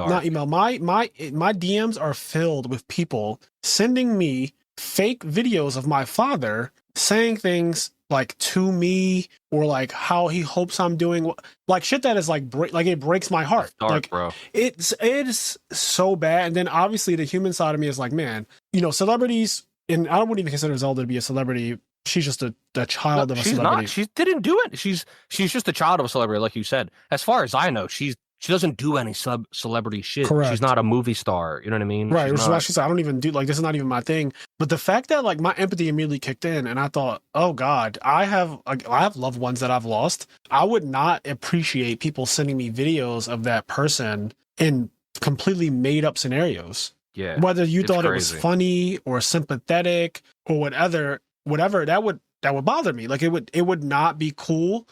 Even if you mean well, because I know intention is a big deal, but like, you also just have to think like, this is not okay. You know what I mean? Like, this is not okay. I don't think we ever covered this because we didn't talk about this at all. And I'm not going to get into the broader conversation about this. But after Charlie Kirk died, there was a video of a church, one of those mega churches. Mm-hmm. And this church played an AI video of Charlie Kirk of him saying like, hey, I'm not dead. I'm in a better place. Like, this is a promotion. Like, I didn't die. I got promoted. And essentially the video is supposed to be like Charlie Kirk talking after death, help, like trying to soothe people's pain or whatever, saying like, I'm not really dead. I got promoted. I'm in heaven, all this other shit. And it's like an AI of his voice. And it's just like, whatever you feel about Charlie Kirk, his children, first of all, that's just his children, his family. Like, they shouldn't have to deal with the fact that there's like, and you know, Zelda Williams and all these other people. The fact that after you die, people are doing the craziest, stupidest shit. It's just, I don't know, it's just stupid. It's just really, really dumb. Like if I'm a kid, I'm 7 years old or whatever, and there's a video, now all of a sudden there's a fake video of my dad saying, I'm in a better place, even though you just watched me get shot in my neck. Yeah. I'm doing great, by the way. It's just like crazy. So did you ever see the commercial of Robin Williams and Zelda Williams about Zelda, the video game? I don't think so. There was a Zelda commercial when they made the Ocarina of Time remake for 3DS, and it's Robin Williams talking about Zelda, the game, and he's talking about it, how amazing. And the first time I saw it, the first time I played you, the first time I saw you, and all this stuff. So, because Robin Williams grew up playing Zelda, that's why he named his daughter Zelda. He loves The Legend of Zelda. So he's talking about it, and you think he's talking about Ocarina of Time and how much he loves it and the impact it had on his life. And then at the end of the commercial, he's like sitting next to his daughter, and he's talking to his daughter. That's really like, dope. Yo, it's so fun. It's a commercial that made me tear up. It's like insane. So yeah, I mean, she's just a regular person. Like her dad was famous, and yeah, it is cool just because you brought up the fact that her name's Zelda. He loves Zelda. He named his daughter literally after The Legend of Zelda. Yeah, and you weirdos sending her fucking AI videos of her father doing stuff that never happened. Just stop doing that. Don't do that to anyone. That is just weird behavior. Obviously, like, you know, I don't think anyone who listens to this podcast would ever do something like that. But for the people who, I don't know, maybe somebody would just know that that's not okay. If no one else told you that that's not okay, it's just not okay. Imagine one of us die. I die or Frazier dies, right? And then we go, well, we're just going to AI them into the rest of the episodes. That would be so nuts. Yeah, I was going to bring up Charlie Kirk's wife and how she's continuing. She's like, oh, we're going to continue his legacy, and all this, you know, they're continuing the podcast. They had JD Vance on and all that other shit. I don't even want to get into it, honestly, because you saying, I'll be clear, just in case anybody doesn't know, I'm not a Charlie Kirk fan. I don't think he should have been murdered. I'm not a fan of him, though. Shouldn't have died. I don't like him. That's my piece on it. Yeah, and you know, we never really talked about the whole Charlie Kirk thing, nor are we really going to, because, you know, that shit is just too much going on with that whole topic. I'm not even going to get involved in that. But I'm a gay black man, so you can imagine how I feel. You know, that probably tells you everything you need to know. In any event, the whole AI nonsense. You saying the AI thing made me think like, oh, I could imagine there are people who would probably actually make like a Charlie Kirk AI and try to have it continue on, you know, the speeches and stuff like that, which would be really fucking weird. And I still think that should not be a thing, but technology. I mean, I saw an AI video of, once again, Martin Luther King doing, like, it was like Martin Luther King, and the video, somebody sent this to me. It's like Martin Luther King getting arrested, and you're watching it from like a body cam footage. So it's like a police body cam footage of Martin Luther King being arrested. Yeah, I didn't see this either, but I heard about this, which is just like obviously disrespectful. What the fuck is going on, man? Yeah. Just, oh my God. Yeah.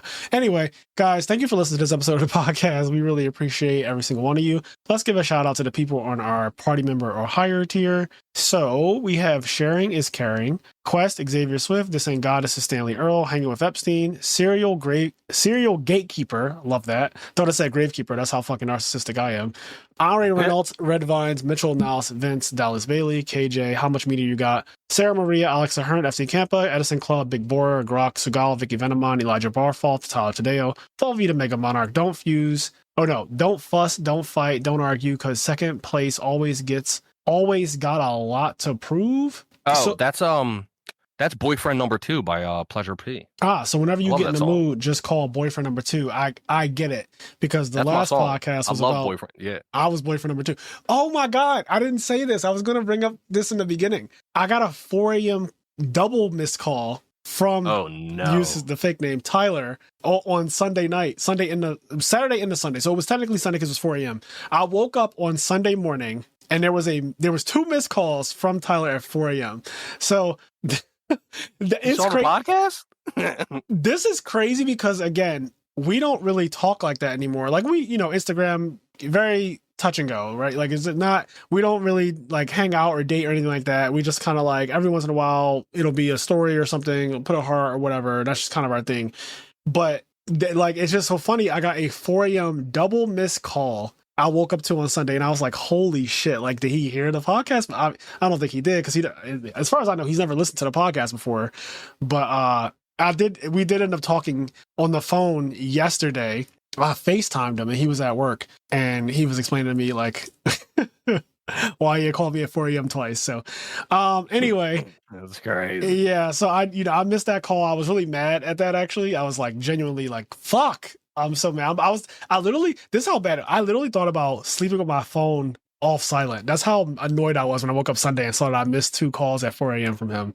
Damn. So anyway, I'll update you guys on that as it progresses, if it progresses or anything like that. But just, yeah, it's so funny. I just did the podcast and then Saturday, out of nowhere, haven't talked on the phone or anything like that in months. I get a fucking double missed call at 4 a.m. So, Generator 215, Joshua Kara, Eric Chai, Wayne Van Gui, Brian Moore, Nothing Beats a Jet 2 Holiday, The Pilot Mountain, Gingerilla, Darling Hold My Hand, Tim Bailey's Glaze Smooth Butt, Real Nika, DeMarco Santos, Cormac Newton, Kenny, I Got 50K for You Dog, Hershey Bar, and Poister. And then we have... And then before I read out my names, I just want to remind everybody that November 8th is our next 1K. Yep. So just let your friends know. Come check out the IMNerd Patreon. Let them know 1K November 8th. So anyway, we have Tyler Frazier, Sasha Egger, Daniel Anderson, Deroa, Ask the Mattress Sleeping is Goated, Jordan Eastman, Robert Light, Clanger, Fanton Andrea, HT19, Gregory Calmaring, Charles Duran, The Biscuit Jigsaw, Mike and John, Rich Silverberg, Santi, Frago, Anthony Japov, Michael Zhang, Tyler, Chris Louie,